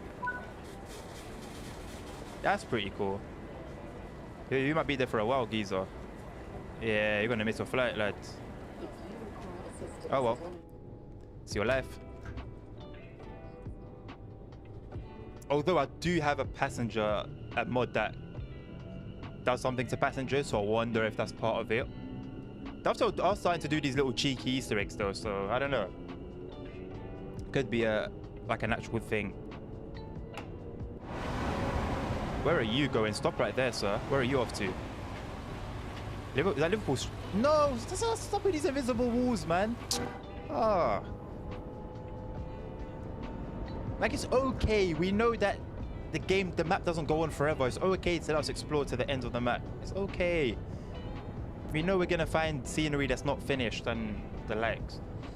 I don't think that's me yapping. Been to several eye docs here, all saying the same. Oh no, I'm not saying no bullshitting. It is detrimental. But what I'm saying is that if you go about it the right way, it won't be. Like if your eyes need a break. And I think it's every so often you also need to like look away from the screen. You need to look away from the screen into another part of the room, let your eyes focus, and then you can look back on your screen as well, and you'll be fine. It is a bit, what's the word? It takes a bit of effort and whatnot, but yeah. I should probably be doing that, you know. It's sad that we tend to do things until, well, yeah, it's sad that we do things until it's too late before we realize that, oh, we probably shouldn't have done things that way. Knowledge is power. I really wish they modeled this station a little bit better. I don't think it would have been difficult. Like, I'm not expecting to see, obviously, the Victoria line here, but, you know. Also, congrats on reaching the 50% Twitch followers goal. Are we on 50 followers? No shit. No shit. Let me check. Oh my god, I opened Twitch and didn't see a pair of breasts in my face. Let's go. Don't want to hear my voice. Yuck. My thing says 48 followers. My actual Twitch. I don't know why there's a disconnect between what comes up. Thank you anyway. Maybe the I don't know. I don't know what it is. But even like the YouTube subscribe number doesn't change. It doesn't move. I'm on, I think, 1,106 the last time I checked, and the bar still says 1,035. So yeah. Oh no, I know what you mean. I know what you mean. It's the bar above me that says 50. But on the Twitch website, or when I go to my channel, it says 48. Don't know who to believe. Honestly, I'm not fast, man. We'll hit whatever we'll hit, innit? Either way, life goes on. But it is a little bit annoying that the bars aren't like matching what. Well, the YouTube one is just an atrocity. I won't even lie. I've removed it, added it again. I've reset like its own cache. I've double checked all the settings. It's all up to date. It all should be updating automatically. Just doesn't. So yeah, God knows why. But that is the case for whatever reason. I hope that's the right thing, but something tells me it's not. If I'm gonna rely on anything, surely it would be the actual Twitch website, rather than a third party stream element. Thank you though. Thank you. We're making progress, small, slow and steady. I have traveled through there. These are not that. Listen. Let me tell you guys something here. Cycling through these canals, number one, they are not this wide, yeah? They're about half. They're half this width. And when you're cycling at night, there's no lights. So, yeah, good luck. Because I cycled, when I got one of my bikes, I got it from North London and cycled to East. And the headlight I had on it was very, very weak. It was like a cheap one I got from, I don't remember where. I've had it for years now. And yeah, it's terrifying. All you can see is the shapes of people, shapes of boats, shapes of trees. And if it goes wrong, you're in a drink.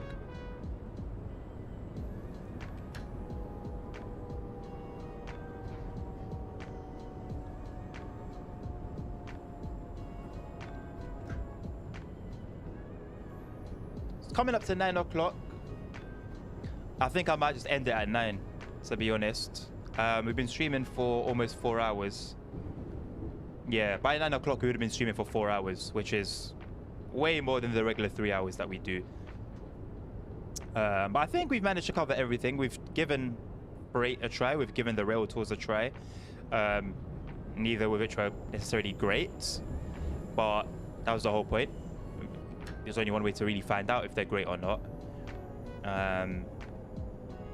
And yeah, I think I've let you guys see kind of for yourselves whether it's worth the money for you or not. Like I said, we've still got 15 minutes, so if you want to see something specific for you, just let me know. That's why I'm here. This is a nice idea for an ad. Interesting. But yeah, thank you for streaming. Thank you for being here, man. It's a pleasure. Listen, I'm providing you guys a service. So if there's at least one person to receive that service, that's kind of sus. But you know what I mean. I'm content. I'm happy, man. Thank you for being here, honestly. It's difficult to do this shit without with 0 viewers, honestly. I don't know. I personally would run out of stuff to say. Like I said, I can grab a point and just go off. But if that point is not there to go off of, it's a wrap. It's a wrap. Anyway, it's too late for me. Already got my 1.5 on both eyes. All right, for Bill. Sorry, mate. I hope you've got glasses, man. I hope you've got glasses. That would help. I have glasses myself that I should be wearing, but they're broken. And they've been broken for like a year, if I'm being totally honest. And I just can't be bothered to get them replaced. And I think I'm doing pretty well without them. Well, that's the thing. People with bad eyesight will say that they're doing well until you give them glasses. And then they realize they weren't doing well at all, man. Hey, Connor. Welcome back to the stream, my friend. Still going on. I wonder if Hayasmat's going to make a return as well today. He was here earlier. I need to. Yeah, bro, do so, man. It will make a big difference. Big difference.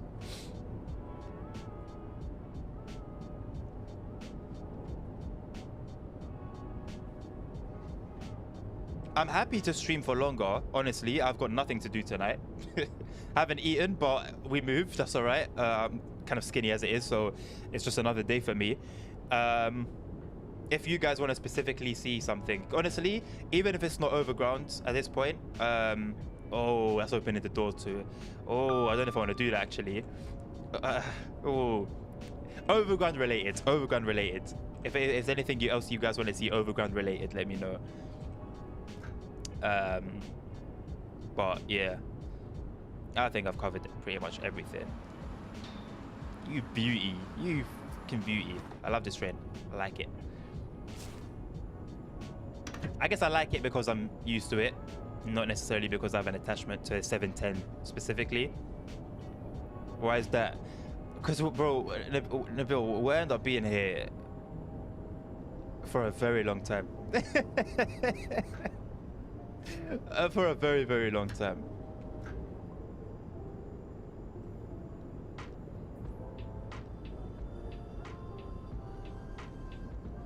But as we come to towards the end, we've still got some stations to go through, so we won't end just yet. But a reminder, if you're over on YouTube, I don't even know if we've got anyone on YouTube, to be honest. But if there's anyone there,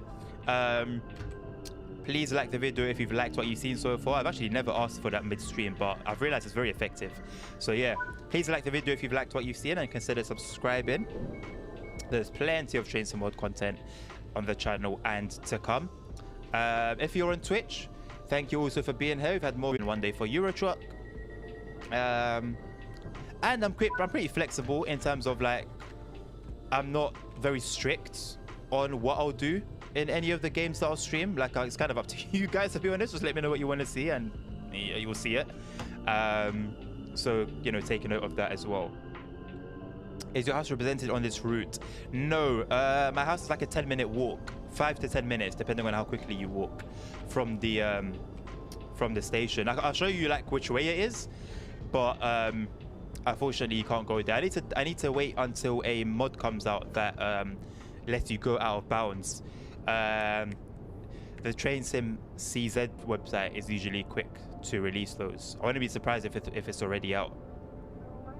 And I'll see how far Dovetail have modeled the barking area, but so far, no.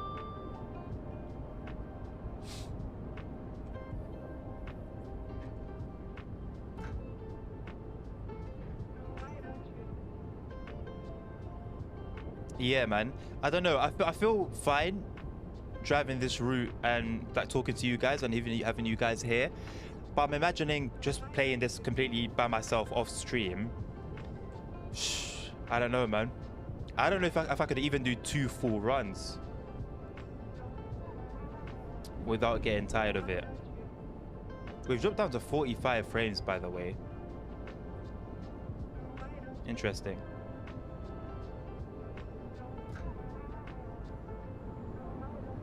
Back up to 60 in the tunnel, makes sense. The light adaptation isn't too bad here, is it? They've definitely taken the criticism on board. I respect that. I've touched on that on my not my review, but there's a video I've got coming out comparing Simrail and this game, and I did talk about the light adaptation not being great, but I think I need to update that before it goes out. Let's keep it fair and honest, right? Why is that shed? What is that shed? Actually, I think that's just engineering equipment.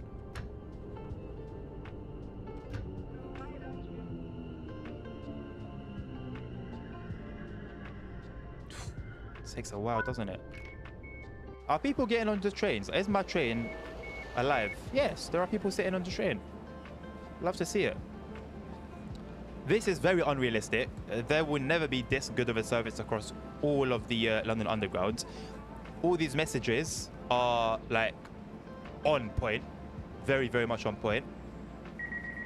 And they change. New sit-in animations. Sensational stuff. My stream is not loading. Yeah, it's not just you. Hold on a second. Why?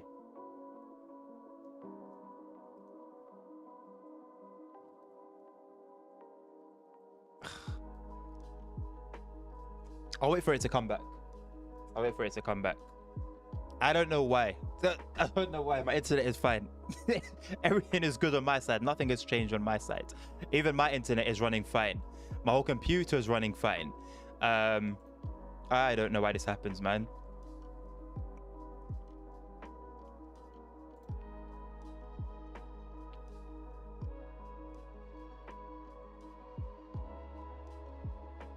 I'm gonna wait for it to come back.